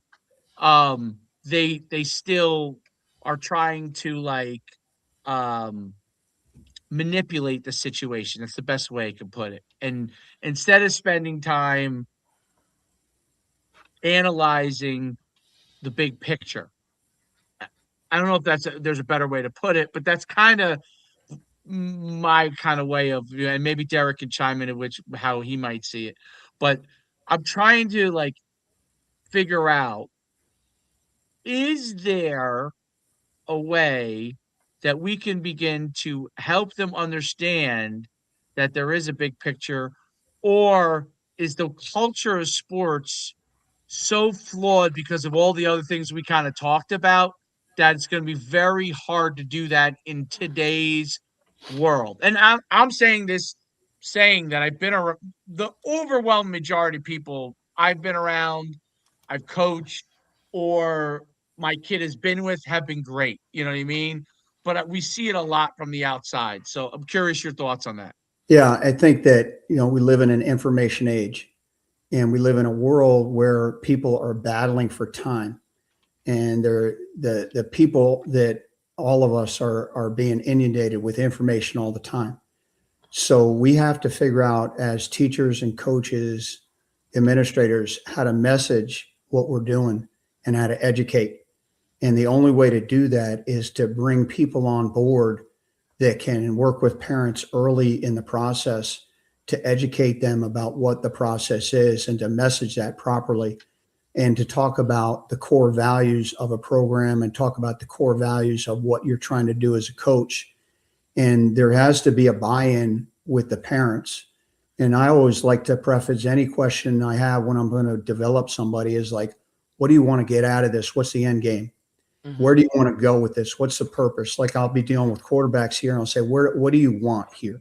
What do you want the end game to be? And I think that's an important question for a parent to honestly answer. What's the end game? Where do you want to end up? Where's the gear of this relationship, of this coaching relationship? And that answer to that question reveals a lot about what the parents really think about what they want you to do with their son.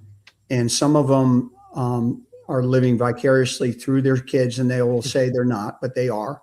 And you can see who they are right away. And I always have said, and recently as I became a parent and raised two girls, that there's some battles that are best fought by your son or daughter and not fought by the parent. And you have to, when you conquer moments in your life as a young person, you become resilient, and you want to be able to conquer something that's difficult, in like being on a team, like being a backup instead of a starter, sitting on the bench and not being the starter, Right. having your best friend score all the points and you don't score any points in that game. Your role. And you want to teach them all sorts of things through those experiences. And that's where the parents should be saying, hey, you need to look at it this way. We need to reframe and re-ask questions all the time as both coaches and parents. and we should be asking the right questions to get the right answers. And sometimes we're asking questions that we don't want to get. We're going to get a bad outcome no matter what, because the question is wrong. And we're thinking about things that aren't realistic. For example, the NIL, the average NIL deal in this country now is hovering around, it's somewhere around $21,000 to $23,000. The median income or NIL deal is hovering around $100. So that's what the reality is. Now, we see these athletes that get these millions and millions of dollars, and everybody's thinking they're making all this money. No, nobody's making. Yeah, there's a percentage of people that are making a ton of money. There's also a percentage of people that are making next to nothing. So be aware of all the truth of what you're talking about, and know what you're talking about as a coach. And I think the more that we can message the parents values and core principles and morality that is accepted by everybody as being right. This is right and this is wrong. See, we live in a world where truth is relative now.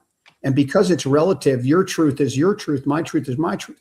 And there's got to be certain agreed upons, and there are things that drive our culture that we can say, hey, yeah, this is truly right. You know, and I think that's what's lost in our culture right now. And you know, that's an opportunity to have a discussion and educate and talk and dialogue about these things. And it's very, very hard when you're dealing with a parent whose flesh and blood is in front of you. It's very hard for them to separate that. And they have this bond and this parental bond to that child that you're dealing with and you're coaching, and they're going to see them in a different light than you do.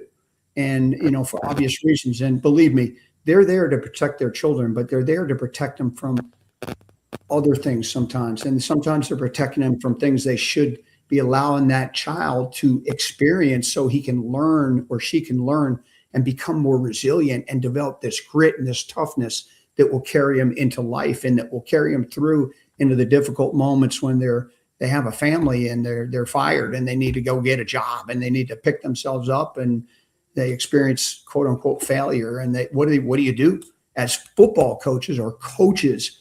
Anybody can succeed. We got to teach our players, what do you do when you fail? What happens when you fail?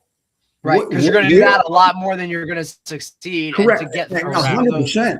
100%. Yeah.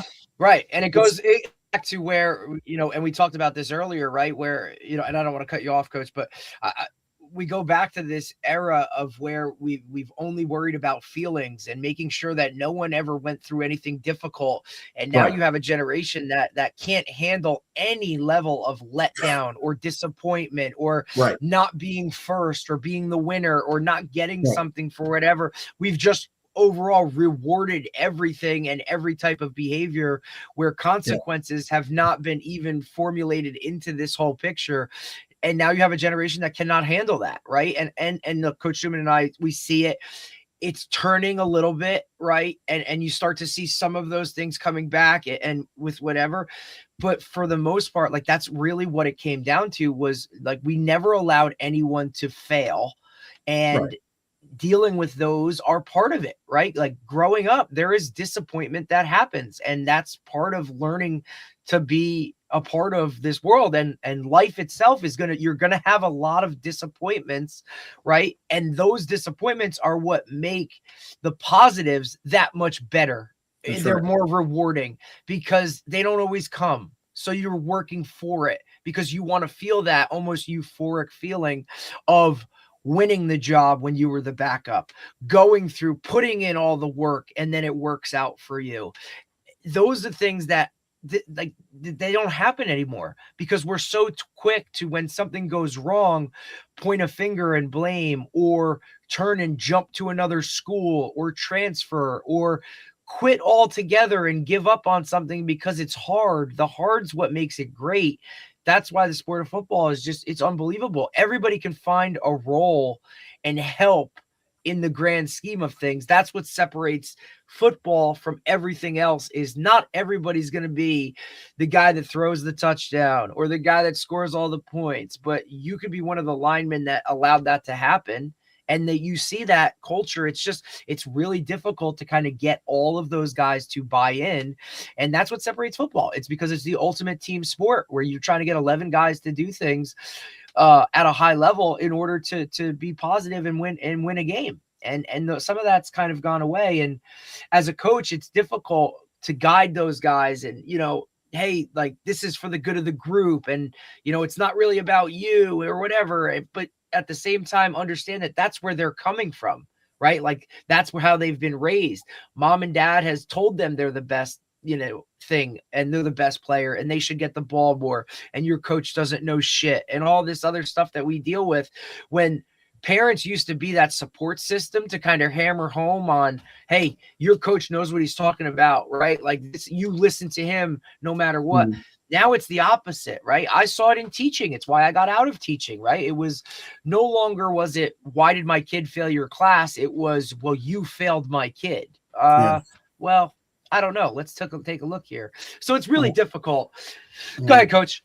No, I one comment quickly on what you just said. I think that my concern is you're driving really good people out of education and out of these jobs because it's become almost impossible job because nobody can meet these expectations. And there's so many shareholders and so many people involved in what you're doing now that it becomes almost impossible for the coach to function, and that's right. And people are all aware of that. And the coach used to be the one that was like you looked at him and, okay, that's his world. He's really good at that. So I trust in him to do these things that for me as a parent, like that's not my world, right? Now with social media or just access to information, everybody thinks they could be a coach. Everybody thinks they could call plays. Everybody thinks they could train their kid and get them bigger, stronger, faster. Everybody has a better way of doing things. And we've also now with social media, like now there's a platform for all of these voices to go out and be there. And it's, it's almost like you used to have to, when you were writing a paper, you had to fact check where you were getting your information from. Well, now everybody just spews out whatever it is. And people are confused as to what's real, what's not real, what is true, what is not true, right? Like it's just this chaotic world of everything. Go ahead, Dave. And that's why resilience, you talked about resilience and being able to be resilient and being able to adapt as a human being in your environment and being able to obviously overcoming adversity is very important, but being resilient and being adaptive. And Derek's heard me talk about this. Like my son in basketball was used to being, because he's always playing in his age range, used to being like best player, one of the best players on the teams he plays on. And he goes to a Catholic school, and they have a fifth, sixth grade team, and he's a fifth grader. Okay, and he makes the team, and they had a philosophy that was a little different in today's world. Okay, is that for the most part they're going to play sixth graders unless they were lacking as the main players, unless they were lacking a guy. But in this particular grade, they didn't lack it. They had good sixth graders, right? So even if two guys are close, they're going to play a sixth grader, right? And they kind of had like a little bit of an old school like seniority thing to it. You know what I mean? And my son wasn't used to that first. They also do something that normally, like me and Derek talked to a lot of speed guys. Like we're very big on like become very big on like making sure you front load that stuff and performance wise. And they still do old school gassers, right? And my son kind of knows the way that I teach speed, right? And that's pretty much not what we do in our football. We try to front load everything. And he was perplexed by that at first. And so I show up at a practice. It must have been like the second or third practice. He made the team. That wasn't ever an issue. But I saw him like kind of like cruising in the gassers. And I already knew kind of the philosophy of the playing time thing. And as soon as you're done, he's the first guy out of practice, runs out of there. And is annoyed. And I'm like, what's the problem? He's like, we're just running and run, blah, blah, blah, blah. I said, well, you're not running that hard. And he was like, well, because he's heard me talk about what I believe in, what I'm saying? Nothing to do with these coaches, but like what I believe in, as far as speed. And he's like, we're just running and run. I said, let me explain something to you. It doesn't matter what my philosophy is about speed development or what my personal philosophy of playing, who to play. Like I'm kind of like me and Derek have always been like, I don't care if you're a freshman or senior, best guy plays. That's like kind of how we've always kind of been. We've now developed really like I was always a track guy, but we always developed this. Now we kind of have so many speed guys. We're kind of more towards this world where you performance driven. You don't try to wear these guys out, the kind of Right. thing. Gone That's away right. from that. Right. I said, here's how it works. If you want to play more and you want the coaches to recognize you, you better be leading it every sprint or giving your all to whatever your all is, meaning if second, that's second, in the sprints, whatever that is. You're running as fast as you can in every sprint. And he's like, well, the fastest kid in the team, they have a kid that's really, really fast. Fastest kid in the team, he jogs all the sprints. And he's a sixth grader, right? Mm-hmm. I said, that's not your situation. You have to impress these coaches, and you have to try and lead every sprint. And he had a hard time with the playing time thing and let me tell you something. It was the greatest season he ever had. Once he learned that he was a sub off the bench, he did phenomenal when he went in. You could see he was really good. The coaches saw he was really good. Okay, they have it tucked in his brain for next year when he becomes a sixth grader. He scored a ton of points in the time he got in. He did really well. He passed the ball, did all the things you're supposed to do. He learned to do what the coaches expected of him, which was very, very different, very, very different than what, very, very different than what we, may have discussed before. And he became, from that standpoint, someone who learned to do what the coaches expected and thrived, completely thrived in that environment. And he shifted his mindset. And I thought, you know what? Most parents, like obviously I'm a coach, so I understand that coaches are different. You got to adapt to what the coaches want. Okay. If you want to play, you're going to have to adapt to what the coaches want. It doesn't matter what mommy and daddy's philosophy is. It doesn't matter what mommy and daddy thinks about anything. It matters what your coaches expect of you. And he learned that. And now he completely thrived. And now he's playing baseball with a different coach. And this guy's philosophy is the best guys play, right? But he's taken what he learned in basketball with him to everything that this school is doing. And he's doing it all the time. And I'm very tough on him. And sometimes I'm over the top. But he's learned resilience from that standpoint. And I think that has to happen more with parents. You got to let them understand that you're going to have to do what the coaches expect of you if you want to have an opportunity to succeed within that program. Whether it's this year or 5 years, whatever it is, you have to do that. And if you approach it that way, you will have the opportunity for success. And also knowing that even if you do that, the coach may think someone else is better than you. These things aren't a slam dunk, but you will feel a lot better about yourself as an athlete if you go ahead and do the things that are expected of you and you try to do them to the best of your ability, because you'll walk away better. You'll walk away better in that sport, and you'll walk away better because you've realized that you can do it. What the other guy expects you to do, you can reach to his expectations. Because if you go to what mom and dad just think all the time, then you're just jumping around. Like we talked about before, you're jumping around. Well, oh, this guy doesn't do things the way mom and dad thinks it should be done. You're jumping around here. You learn from other people. Dad might do things this way when he coaches. This guy over here may do things that way. This guy over here may do things that way. And you know what? They may all be good. They just might be different. And that's an important thing that I thought he learned. I thought it goes to what you're talking about. The resilience part of sports is so important. And when they learn that, what you said goes with them into everything that they do in life, because life is very, very difficult. I'll let you have a couple words on that. And then I also would love and Derek might want to ask a couple questions. Quarterback development. I'd love, before we let you go, I want to Sure. hear about what you do from a quarterback development standpoint. Yeah, just for one point that you just made that I think is really good is you just set a foundation for leadership with your son. If your son is going to do things the right way, and that being the way he's asked to do them, and be a leader on the team and the leader in terms of culture on the team, and he's going to do it irregardless of what is given to him, then he's showing everybody around him what it looks like to be a team firster and to be a quality member of a team. And that's what you want. And that also leads to leadership.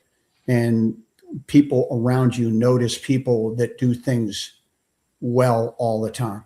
And when I say well, they do things with attention to detail. They do things with high effort. They do things because it's the right thing to do in that environment. They do it as hard as they can. And again, you're growing a leader when you see somebody like that. People resonate with that idea, and they're attracted to people that do that. And that's where you get your team leaders in life. You know, that those kind of people end up being great leaders.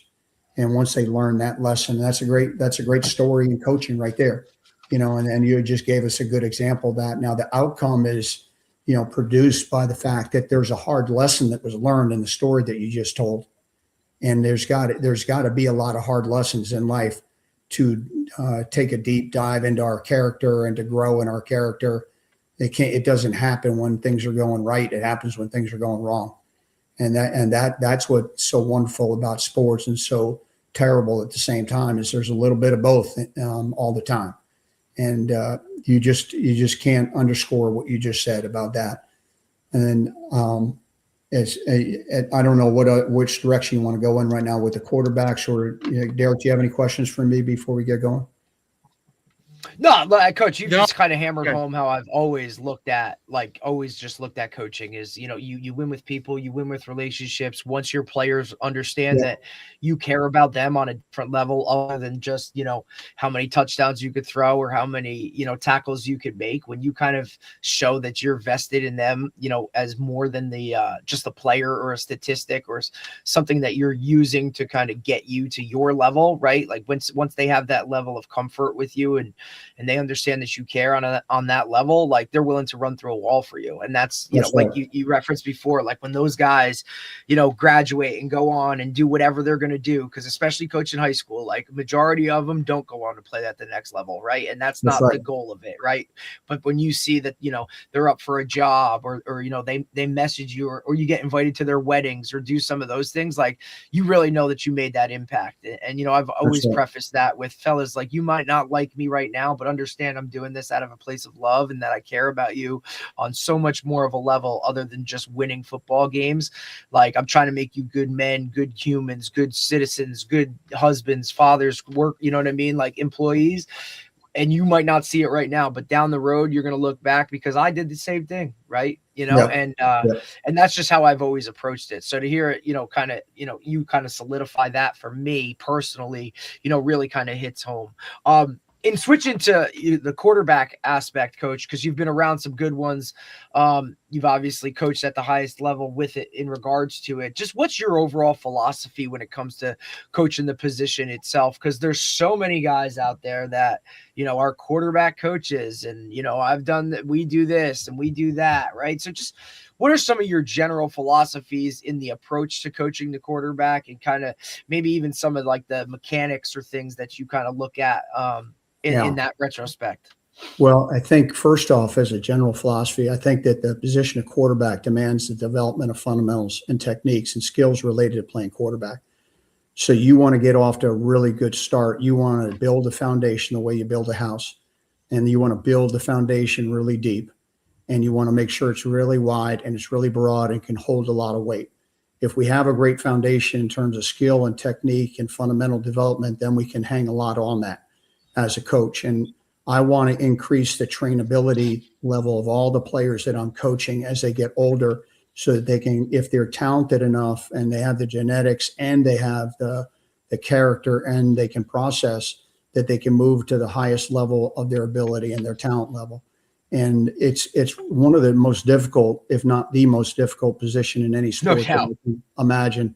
And I really believe it is the most difficult, in my opinion. So you're I dealing agree. I with thoroughly agree. with an athlete that has to process information, has to throw a football on time and rhythm. So personally, my philosophy is that you've got to develop, good mechanics first as a young quarterback. And developing good mechanics means just that. It means learning how to throw with your body, being as like, I'm going to quote Tom House on this, being aggressive with your body, easy on your arm. So we're as quarterbacks, my philosophy is you're a rotational athlete. So I'm going to develop you as a rotational athlete, and I'm going to work an incredible amount on the weight transfer process, and you developing a timing and a rhythm between the separation of your shoulders and your hips. And I'm going to try to teach you the fundamentals of the finish and the follow through, and talk through that carefully. And the position of quarterback is about learning footwork and mechanics. So there's a combination of skills that have to be taught very early and very often. I think that your arm has a shelf life, and that you have to manage the training load of the quarterback or pitcher. I would say pitching and playing quarterback are very similar in that regard, is that as a young quarterback, you want to make sure that your arm and your body, they get stronger together. So you got to be able to, as a quarterback coach, my philosophy is I want to integrate my flexibility program, my shoulder stability program, my strength program in the weight room, the way that I throw the ball. Everything is going to be integrated into the mechanics of the quarterback position. I'm going to spend a lot of time on increasing mobility and flexibility and strength. And I want that to be functional strength. So I'm really going to be as a quarterback coach, I should be good at understanding how I can use the weight room, what exercises are really important, what are not. I want to develop in young quarterbacks, I want to develop general physical preparedness, just like any athlete. So I want them to have a good conditioning base and strength base. And I want them to appreciate what the weight room can do to protect them and protect their arm and to develop them as a player. And, that has to take place a little bit later on in their career, say like, after 12, 13. But I think that what's become so complicated about this particular position is they're starting out earlier and earlier doing it, and they're using their arm sometimes in the wrong way. And you encounter a lot of drill work where a lot of these quarterback coaches that are getting them on the side are drilling these off-platform throws, and which are super important, by the way. And I believe the vast majority of your time has to be spent throwing the ball where you got to regain your profile or regain your balance to throw the ball. And those are the resets and the avoids, as I call them. But, if you do too much of that, you're going to hurt your arm. And you've got to have in your approach, my approach as a quarterback, training them, you've got to monitor the load, as I've already stated, and you've got to be able to have both hard and easy days. When you're working a high intensity day, throwing a lot of balls, or you're throwing hard, that has to be followed by a day off or recovery. And they got to have to learn the art of arm care.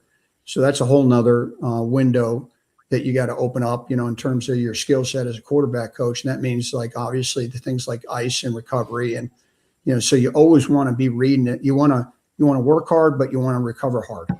And recover hard, means that I've got to sleep, I got to eat right, and I got to practice the basic fundamentals of nutrition and recovery.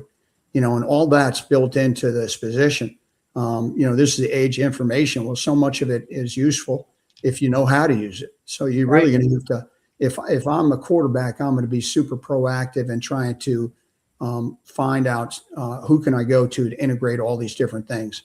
So the longer I've done this, the more like I spend my time thinking about, like a macro plan for my athlete. Where do I want to see him in 4 years? And then there's a micro plan, like, what are we going to do this week? Or what are we going to do this year? What's this year look like in your development? And I like to, having been somebody who loves the weight room and the physical preparedness part of it, I want to make sure that I understand the concept as a coach of periodization. So I know that I can't peak my athletes I can't hold a peak for that long. So you have to know as a quarterback coach, Great what point. are you trying to accomplish at this time of year? So Right. I think you should have a plan. as a quarterback coach is my philosophy is that I want a macro plan, but I want to plan what do I want to do throughout each stage of the year in my development, and that encompasses, like I just said, fundamental work, footwork, that your what we call your drops and your launch point, and the way that you set your feet and the way you use your feet and transfer your weight. Those are all things that can be done year round. And the more you do that skill development, by the way, that's not intense work. That's low intensity. When I'm throwing the ball, and I'm drilling what we call wind post, I'm throwing deep post over the top or deep takeoffs that are 44-yard throws, caught on the sideline, over the top of the shoulder of a receiver. Those are intense throws where you have to, again, if you have good mechanics, you're going to throw forever, you're going to recover quickly. If you have anything off on your mechanics, then you're going to risk injury and you're going to get tired faster and you're not going to be able to train as hard. So that's why I'm going to go back to the fundamentals and train in fundamentals so you have good finish, good recovery, right? You're using your entire body, and my personal philosophy is you have a very efficient, quick throwing motion where you're throwing with your body and you're learning how to use the weight transfer process properly in the throwing motion. And I've been influenced heavily by Tom House, and now we have modalities that can study your motion to find out if it's the most efficient, and you're getting all the vectors, as we like to say, going in the direction of the target. I also think that one of the things that most quarterbacks don't understand is if you want to be truly great, you have to be truly accurate. So you have to train accuracy and targeting from the moment that you get a quarterback. And that has a lot to do with your eyes, and it has a lot to do with what you're doing with, as Tom House talks about, the equal and opposite component of your muscles and anatomy. And you have to be able to have dynamic balance where you can grab your platform and you can keep your balance when you're running and you're moving to throw the ball on the run. But you got to be able to understand these mechanics to save your arm and to preserve your arm, and also become incredibly accurate. So accuracy is created with your eyes and with your finish and follow through. And one of the components to being a truly NFL elite player is they just don't miss. They don't miss. I mean, I tell this story all the time. Kevin Coyle, who was with the Bengals, he was with me at Holy Cross and then at Maryland and all, who I respected greatly, great defensive coordinator. He was at the Bengals. I was finishing up at Toledo, going to Clemson, and Bruce Krakowski was our record-setting quarterback at Toledo, and Lance Moore were having their pro day. And both were going to have future NFL careers, by the way. And Kevin said this. He went to watch practice to evaluate both of them. And he said, Robbie, he called me up right away, right after workout. He said, Coach Spence, he says, the ball was not on the ground one time. Absolutely. I think that's something that coaches look, everybody, he could throw it really hard, or, this guy can get that. If and look, honestly, I will my foundation in this, it comes from being in the run and shoot, I saw guys be extremely successful at the quarterback position that did not have the biggest arms. Now, I played with some of those guys, and don't get me wrong, they were really good too. But the guys that just had the most success were guys that knew when and where to throw the ball. And it was because it went back to their fundamentals. It went back to the mechanics. It went back to these little things and they weren't the most athletic guys. If you were walking down the street and said that guy's the quarterback, you'd be like, there's no way that's the quarterback. But it was. And they were very good at knowing when and where to throw the ball. And it was always where it needed to be when it needed to be. And that was just so important when it came to that.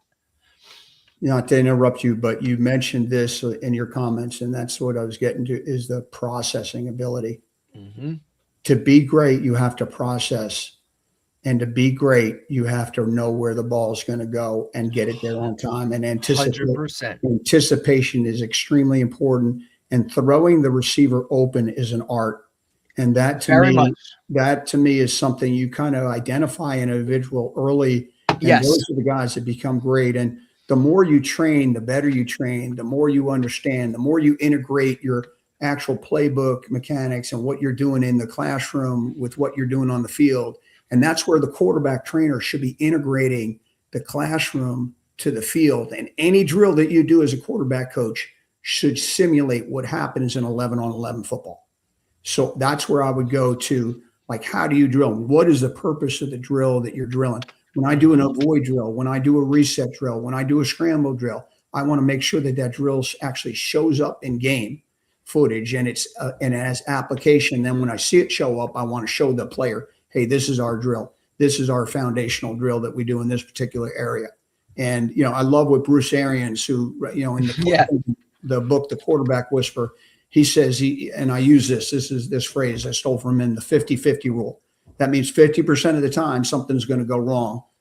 That means 1 out of every 2 plays, something's going to break down where you're going to have to move your throwing point. So you're going to have to move your feet. You're going to have to reset. You're going to have to establish your platform again, or reestablish your platform, or you're going to have to avoid and throw on the run.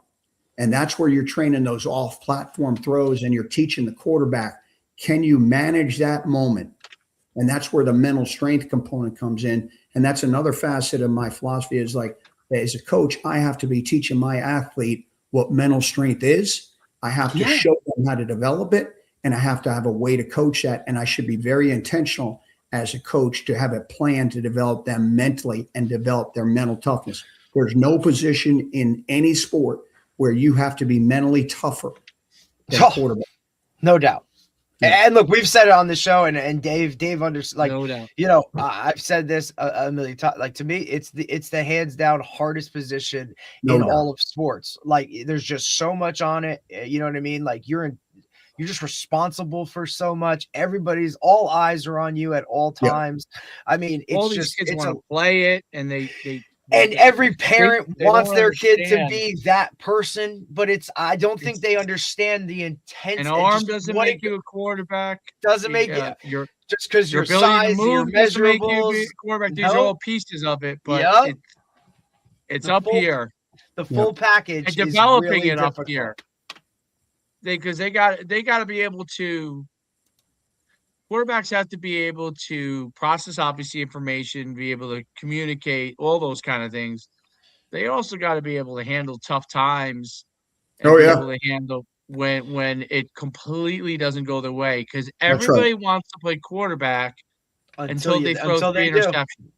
Or until until somebody comes off the edge and nobody picks them up and they take one in the face, right? And then how do you handle that? When they get up, do they get up? Do they? Are you pointing fingers? Are they willing to get back in there and throw again? Like, it's interesting because I coached so many quarterbacks in high school for so many over the years that have had a lot of success, and I thought I always had a good grasp as to what it would make a high school quarterback successful. I'm not saying they would be college quarterbacks, but would make a high school quarterback successful, no matter whether they could run better, throw better, whatever it was. Like, there was a certain things that came with them, even though they're all different, but there were certain things that were similar. And one of the big things was, of the ones that were most successful, were their ability when it went bad to be able to come back. Right. And it didn't mean they were going to win that game. Okay. It might've went bad a whole game. It happens sometimes. But most of them were able to stop the bleeding, but sometimes they didn't stop the bleeding, or they struggled that whole game. But did they come back that next Monday and be able to go and want to figure it out and improve off of that? And when and handle that adversity, because those guys always, I thought, had a chance. And I think that the guys who could not do that, who would sit there, and let's say they threw 3 interceptions and just wanted to be like, it's this guy's fault or that guy. And then sometimes kids are like that, but when you explain to them it was their decision, okay, and they can't accept it, like when they can't accept that it was their decision and it was okay that they made a bad decision and now they need to fix that thing immediately, right? Like, that's okay.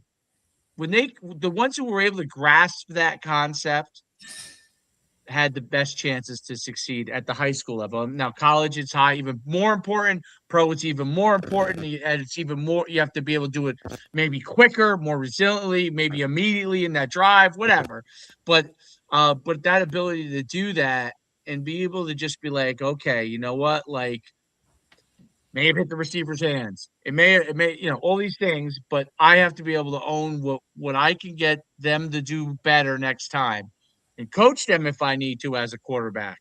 Like I've got to be able to do that. I've got to be able to pick them up as a receiver.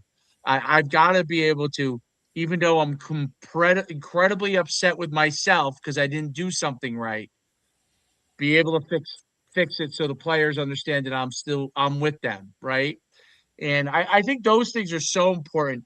And I'm a big believer in that it has to continue to be developed. And then there becomes a point that there are obviously certain guys that are better than others. And those are the guys that you go with, and the other ones have to find a different position. But you continue to develop that. And I think parents are the biggest drivers of kids playing quarterback now. Oof. And I think that the biggest thing that parents miss on this, and I'd love for you to touch on, like, if they could grab a few things, like, hey, how can I identify if my kid is continuing to improve as a quarterback, as a parent, like really improve? But I think what parents are missing is my kid has a big arm, he should play quarterback, or my kid can run and has a big arm and can move real well, and he should be quarterback. When the second that you get on them or correct them, they're immediately going to fight you on that correction, right? And even if they do fight you the first time, a kid who could be a quarterback will learn to not fight you on that and to figure it out, right? Parents need to understand those certain things if their kid wants to be a quarterback, because otherwise, the truth is, there's a lot of great positions in football, and if the kid's you're trying to make him a quarterback, that probably means he can play another position because he's probably smart. He's probably already smart. He's probably already pretty athletic if you're trying to make him a quarterback because you saw dollar signs. And my thought process is, as you develop him as young as a quarterback, you should also let him play other positions. Yeah, You never know what's going to happen down the line. You that's never true. know if they get that true resiliency that's needed as a quarterback. And if you're playing them at quarterback, they probably can play other positions. So I'd love for you to touch on some of that stuff. And then we could close from there, Yeah, in closing, like one of the things I would say is, like, just in general, this position, I want to find somebody that's a multi-sport athlete. So if you're a parent and you are thinking that your son's going to be quarterback, then he probably is playing point guard, or he's playing something like that. He might be playing attack. Shortstop. He's playing shortstop. He is turning double plays. They're in the RPO game today. Oh, That's what the is that? quarterbacks Like, become. it's the So, whole freaking thing. yeah, so Golly. don't think that this is going to happen. If you're so myopic as a parent and athlete, and you reduce yourself to just a quarterback at a very young age, you're really limiting yourself, and you're not Absolutely. really having the competitive experience of playing the other sports. And there's so much learning that's done and so much processing that's done in these other sports that are so important. And, I can go on and on about that. And I think that my argument has always been, and it continued, this is something that I became a true believer of because I saw it and I saw the result. When I recruited quarterbacks that had played other positions and played, point guard, like, for example, Bruce Kukowski, I was talking about, the night that I offered him a scholarship to go to Toledo. We were the only school that offered him, by the way. He played in the NFL 11 years. I went to watch him play basketball. Yeah. He took, I think he might have taken like 10 or 11 3-point shots that night. He hit 6. And I saw that this guy's hand-eye coordination, it was unbelievable. He had ice in his veins. He didn't get phased. I saw the basketball coach ripped him. It's like it never happened. And I was like, I watched him over and over again. He just handled things that night. And I could see the speed at which he could make decisions. And I was like, that's my guy.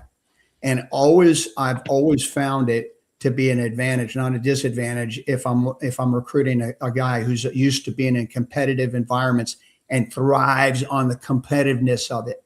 If you just want to play quarterback and you don't play other games and grow up playing other games, it is extremely doubtful that you'll ever be a high quality quarterback. And I'll say that over and over again.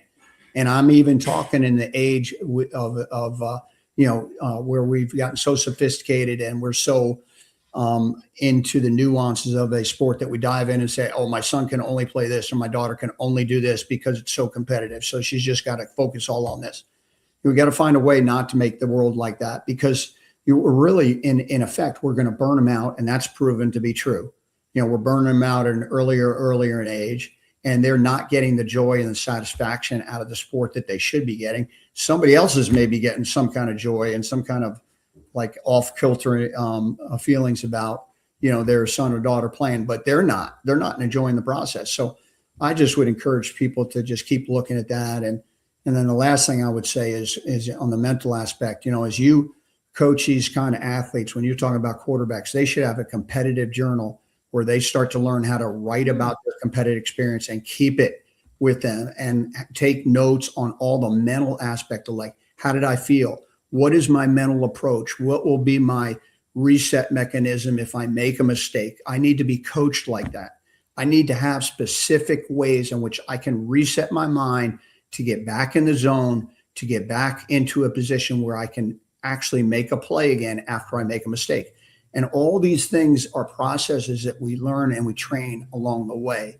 And I have to keep record of what I'm learning. And I'm a really big proponent of writing my experience down and keeping a competitive journal. I write every single morning just because I write in my quiet time, but in my prayer time. But I believe it to be true. All my quarterbacks kept what we call a competitive journal.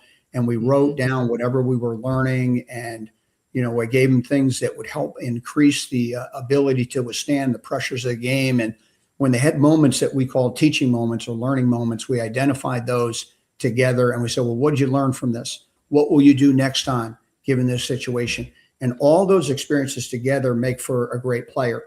And it's a culmination of those experiences and how I will understand my personal narrative and how I undress that and how I understand myself that makes me the better athlete, that makes me the better player, that makes me able to perform at the highest level. And I'm telling you, I've coached 5 NFL quarterbacks and countless others, been the best in their conference. And all the great ones, they have these kind of characteristics, and they did not come without hard labor, without hard work. I love what T.S. Eliot said. He said, tradition is not inherited, it's obtained through hard work. And that's so true. You can't inherit anything. These things are grabbed over a period of time. And as a coach, and I'll end with this, I think you got to enjoy the journey that you're on. I'm guilty of not doing that. I've been at the biggest of the big, and I've had some experiences that anybody would want to have, and I've been blessed. And I sometimes look back and say, I didn't enjoy that enough, and I didn't enjoy the journey. And I was sometimes anxious to do things that were way out in front of me instead of just taking advantage of what I talked about earlier, the moment and the day that God gave me that in that moment. So, as an athlete and a coach, we need to enjoy our journey, and we need to learn from each and every experience and enjoy that process of being around the people that we're in front of. No doubt. So well said. We learned a ton today. I guess I'll speak for myself. I learned a ton today from you. Really, really unbelievably enjoyable. One of the fastest 2 hours I've ever had in my life. Yeah. I can't believe it's been 2 hours and 10 minutes almost. I know. Wow. One of the fastest 2 hours of my life. It really was an enjoyable experience, and learning from you and your wisdom and all the things that you learned over the years. And it's really been great having. I can't thank you enough for coming on today. You're welcome. Thanks a bunch. Coach, I appreciate you guys. You're doing a great job. You're doing a great job with your show. It's been an honor to be on it. Thanks so much. Coach, if we can ever do anything for you, please reach out. Let us know. Please. Keep us updated as to some next moves and where you're at and whatnot, and we'll stay in touch. And listen, really appreciate all the wisdom, the knowledge. If it looked like I was looking off, it's because I got about 2 pages of notes here to go through and kind of, go through and whatnot. But I really appreciate you taking the time. Oh, you're most welcome. It's been my pleasure. Believe me, it's been really fun. Okay. Thanks, Coach. Talk soon. Take care. Have a good day. All right, Coach. Enjoy that Tennessee home, huh? Enjoy that Tennessee home. Yes. I am. Enjoy. Thanks. Take care. Bye-bye. All right. Take care. Bye-bye. Man, that was good stuff, man. I got to thank you for having him on. That was phenomenal. I had no idea where it would take us, but as always with the podcast, that's what's great about it. When you leave it loose and open-ended, and when you get guys that have done so many different things, like it's just whatever way, because whatever way they're going to take it, they're going to be passionate about it and share a lot about, you know what I mean? So he's obviously at a state right now where, the philosophy of everything, and being where you're at and all those kind of things are really important to him. And just the almost like the lifeline and the essence of what coaching really is, kind of what goes into it and how he's been able to do that and navigate that world, at the highest of levels and some other levels in this area here or that place there. Like, I don't know. I love talking to guys that have been at different places, and they you're have hired and fired, and you're hired and fired, and they're living the life of the dribs and the throws, and then like to just for who he is, obviously as a person, right? I attest to that too, because you're talking about a guy who's lifelong work, and now he's making a move for his wife, right? Like towards that's just to me, that's a guy that I want my kid to go play for. You know what I'm saying? Or I want to know the intangibles of what goes into him and who he is, because that's somebody I'd like to emulate. And I like to think of myself more on that side of it, where bigger picture and all those other things. And, just a really good conversation with a guy who's done it at the highest of the levels. Have to talk to him about getting him back on to talk some actual real QB and all those kind of things, if he's available, because I'd love to pick his brain, obviously. I think he would, as a run and shoot guy. Oh, definitely. But I just really I think you should get him on and say we'll talk some more X's and O's. We got the philosophy and I love that part, right? And I really think that's something now that you're hearing it from a high level. So our viewers, parents, coaches, this is what it's about, man. You know what I'm saying? This is what makes it tick, and this is what the best of the best do. And this is really Bastion's driving this. I would have never thought when we started this that we'd end up driving home much more of right. Some more of these philosophical things. Right. The bigger picture stuff, man. You know what I mean? Like the stuff that when people think of sports or they think of, you know what I mean? They don't think of this side of it. Right. But I think it's important. He literally talked about coaching the mental side of, the position itself, or, coaching up the recovery aspect of it. To look at that. Is. Right. Or even how a coach is their approach to it. It's so hard for it's so. I think athletes are fairly resilient on that, but I think parents have a hard time for the exact reasons he outlined. And again, he referenced it too. Parents are always going to struggle with some of these things because their kid is the most important thing. And it's almost like you have blinders on, right? Whereas I think a coach who has kids has that perspective, and they understand the good ones. You're better at it. You're never perfect, but you're much better. You're definitely better at the aspects of trying to look things. at the whole picture. Correct. I understand why he doesn't do this great, or I understand why this parent is upset, or you know what I mean. Okay, maybe that approach might have worked with this, but it's not going to work with this, right? So I've been an assistant as like basketball, for example. The guy I coached with, I was his assistant.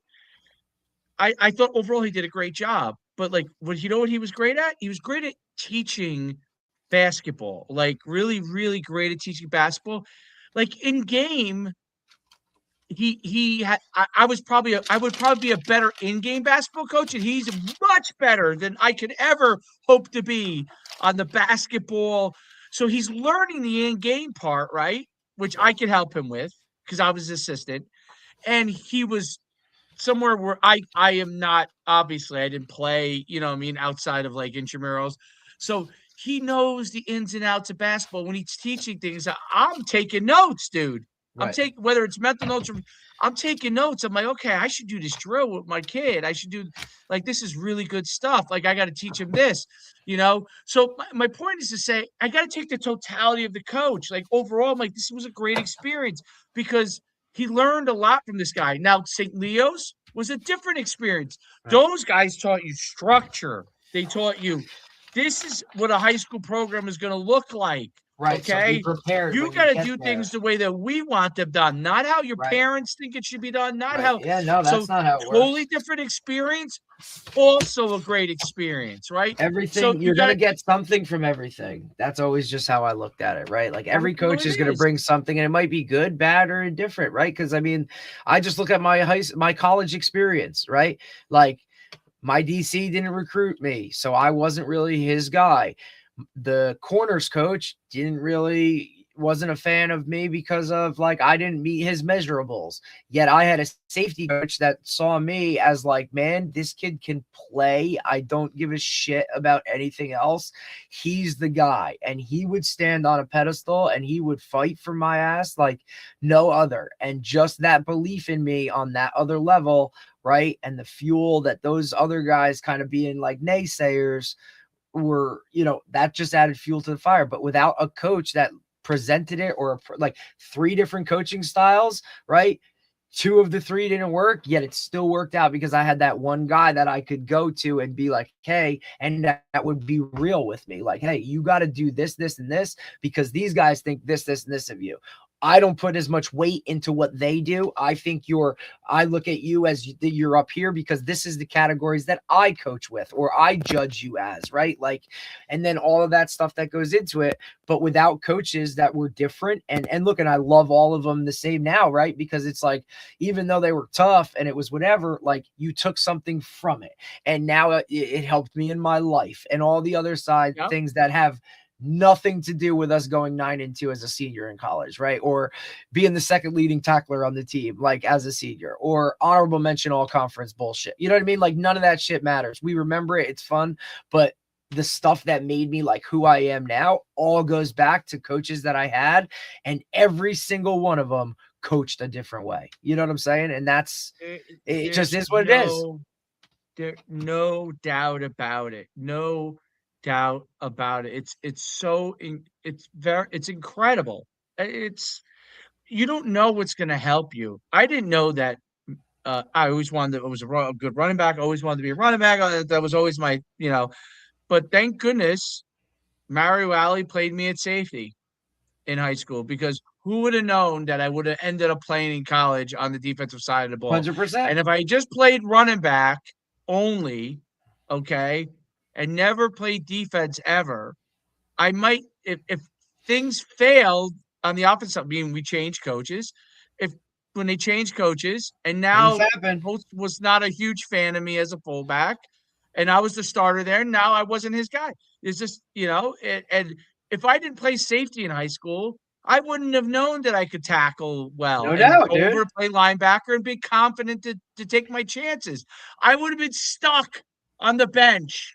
Okay. I would have been Damn straight. pigeonholed, stuck, and angry, right? Look, And if you I know had what? never played every special teams in high school, be on every team in high school, that I would have never made the bus when I got to Right. Sacred Heart. You know what I'm saying? I would have never been able to help that team or impact them.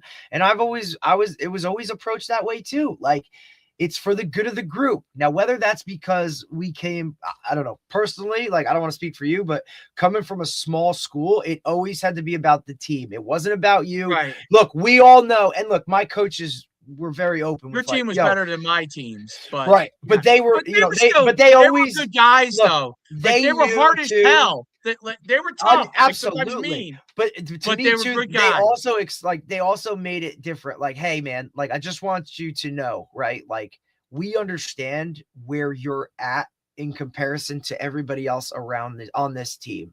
You know what I mean? But listen, you're not going to get treated any different. We're going to actually probably be harder on you because you're the rarity Yep. here. So you know what? This is why they were very good at expressing why they were doing things before people did that, right? Because back then it was kind of just I tell you and you do, no questions asked. And it was hey, we are like this because of this. They were very good at expressing that. And I was fortunate because not many guys have that. And that allowed me to deal with all of the other shit that you deal with in high school or college and to be like, oh, Yep. well, the coaches like you because you're blah, blah, blah, or you do this or whatever. All that other shit that bothered us and now really don't give a shit about, right? Like what people thought or care about, especially within that high school setting where You just want you just want to be cool with everybody. You don't want any of that bullshit, right? Like it was that of like that allowed the way they were allowed that to kind of it was easier to deal with because you knew, hey man, like this is how they go about it, right? And it was just that's just what it was. I'm fortunate in that aspect. Same thing in college. I had college coaches that saw something, right? And it wasn't the measurables. You know what I'm saying? So to see a different side of it because they coached like that, like different ball game, man. I feel like coaches can kind of like talent is one thing. Obviously, everybody loves talent. Of Okay. course. But then they see, can you shift your mindset when things are really hard? Like, Are can you mentally tough, bro? do I see you do I see the wheels turning you trying to figure out, even if you're struggling, do I see you trying to figure it out? Or do I Or do see you you like continue to work harder when you're struggling? Or do you just right, quit and put your head in the sand and give up? exactly. Do I see you continuing to try to Do figure you it out? really live what like everybody says, yeah, I want to be the best player. Yeah, I want to work hard. Yeah, I'm gonna this, you know that. But do I see that? Do I watch you do that? Do you show up to workouts 5 minutes before and you're walking in when it's there, or are you there a half And when I hour point earlier? it out, when I pointed out that you're not doing it, do you respond properly? How do Like you handle that meeting? Michael Jordan had it. It had to be pointed out to Michael Jordan. It had to be pointed. The guy who not Dean Smith, but Roy Williams pointed it out to him. Hey man, he's like, oh, I'm doing what everybody else is doing. Yeah, He's you're like, like, well, I thought why? you wanted to be the best in the world, 100%. Look, I right? say So it to my guys all even the time. guys who are Hey, great you even listen, but guys who like are great need to point it out, right? And do they that too respond from that? is a huge part, right? And I think it's something that as coaches, especially at the high school level, the better players sometimes get cheated because that coach now feels like he's good. Bullshit. Hold him to a Coach higher them. standard. You're hurting him by not coaching him. And look, if you have to coach him a little bit different than you coach everybody else because he wants to go to that next level, you're only helping him in the long run. And if they can't handle it, then guess what? Maybe you ain't meant to be what you want to be, buddy. You know what I'm saying? Or when I get on you in the weight room for just you're doing what everybody else is doing, right? Or you're not bringing the intensity of what it is like every day in the weight room. I pointed out Why something is yesterday that, that was brother? I pointed out something yesterday after I calmed down. Later on, we were coaching the 11s. Later and one of our kids caught a ball.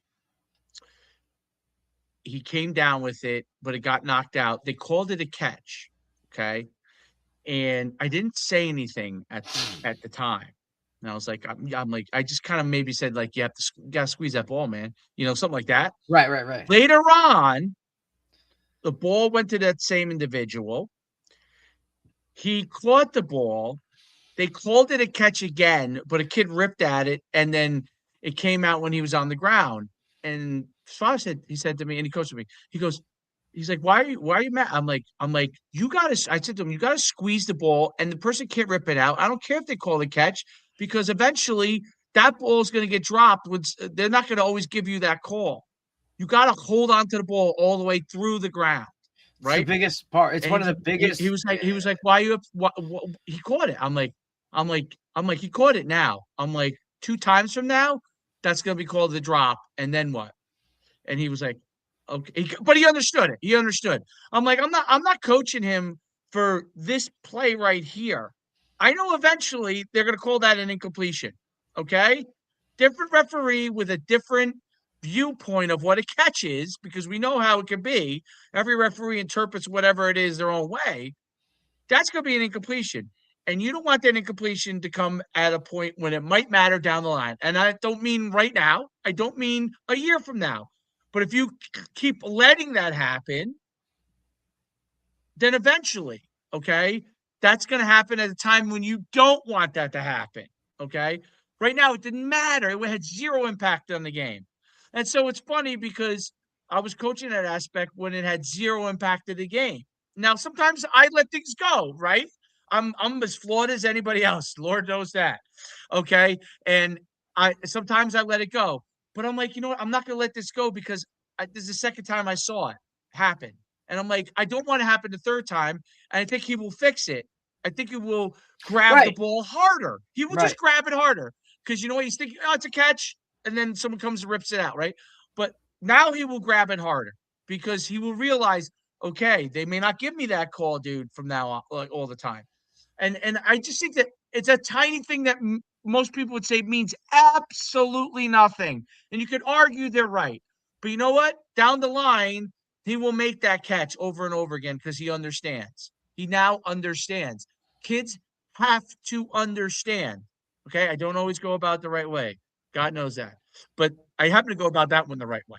But that was kids have to understand that you could do this thing the right way and solve any future problem. And one of the things I always say in football, like when I coach a lot of, because I've coached my share of bad teams, I used to say to them all the time when we would lose a close game and they would blame a referee, I hate and I that would say, shit. I said, you know what? I said, Just take the game out of the referee's hands. That used to be, right. that was like our calling card at Pal Park Leonia, because Right. what we learned there was we were never going to get a call because we Ever. stunk. Yeah, you're All right. terrible. We When you're stunk. bad, you don't get calls. It's just what it You is. don't get calls.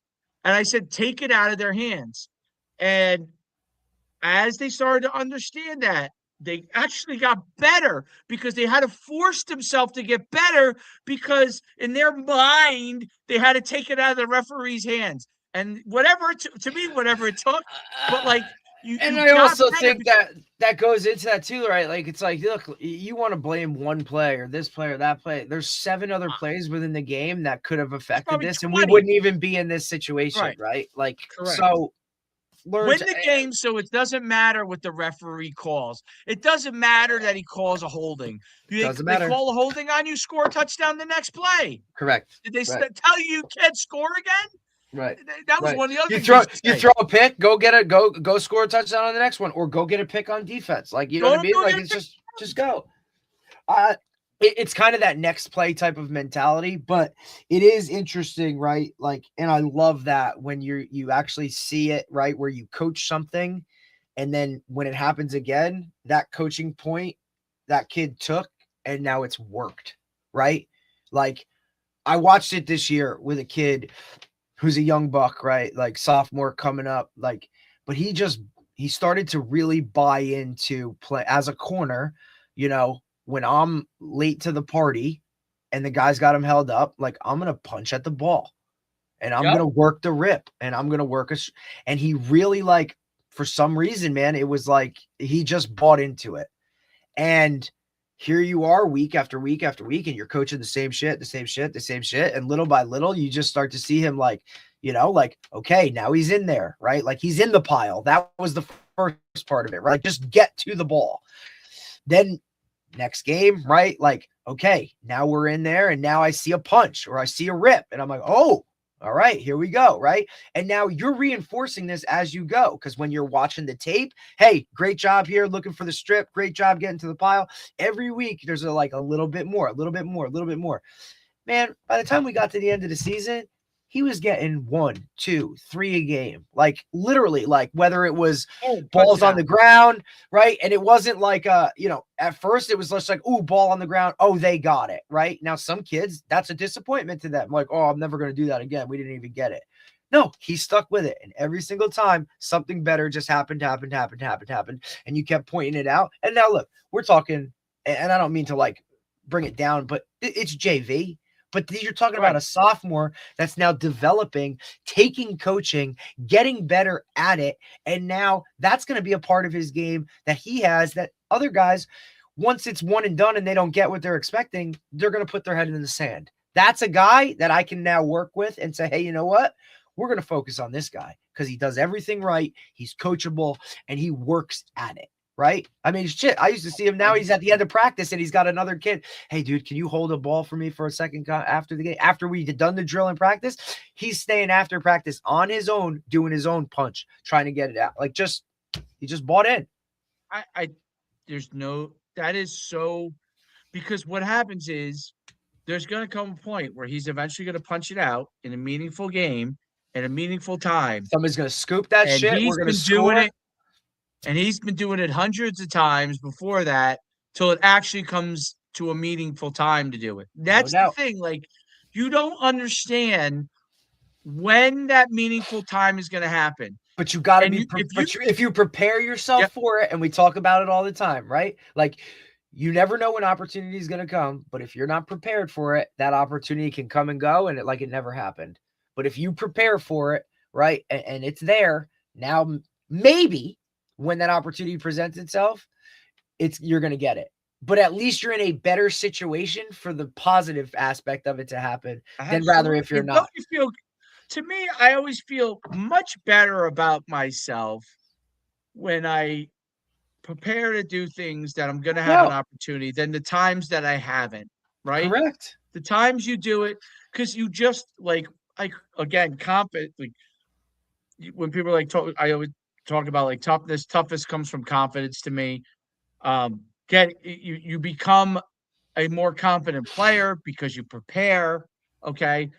All these things, this is what builds your confidence. Like, when people say, oh, this person's a confident kid, there are certain kids that are confident naturally, but most confidence, okay, real confidence comes from you preparing, okay. Most toughness then comes from confidence because you prepared. Absolutely. If you prepare, like, you don't magic, like, look. When you studied for a test and you went into that test knowing you knew everything, but like, it's the same shit. We don't do things because of the outliers. No. Right? The kid who came out of the womb and was tackling everything, dude, like, he may not even be confident. That's who he is. Okay. But the majority of people have to prepare to get confident. Then they become you gotta confident. work. So then they're tough in whatever they do, or resilient. Put the work in. It's those steps. You can't bypass those steps. And even the most athletic person, it always comes down to this. If two guys have the same ability, the one who is prepared is going to win that battle because he's confident in his skill set. If two guys it doesn't matter. Like, oh, if this guy's better than that guy significantly, okay, yeah, it doesn't matter.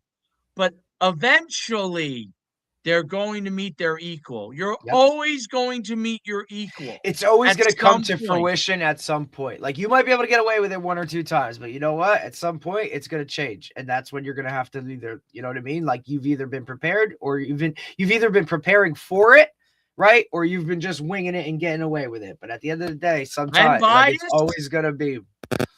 Len Bias was the guy that everybody wanted over Michael Jordan. One guy passed away, did drugs. One guy's the other one became the greatest player of all time.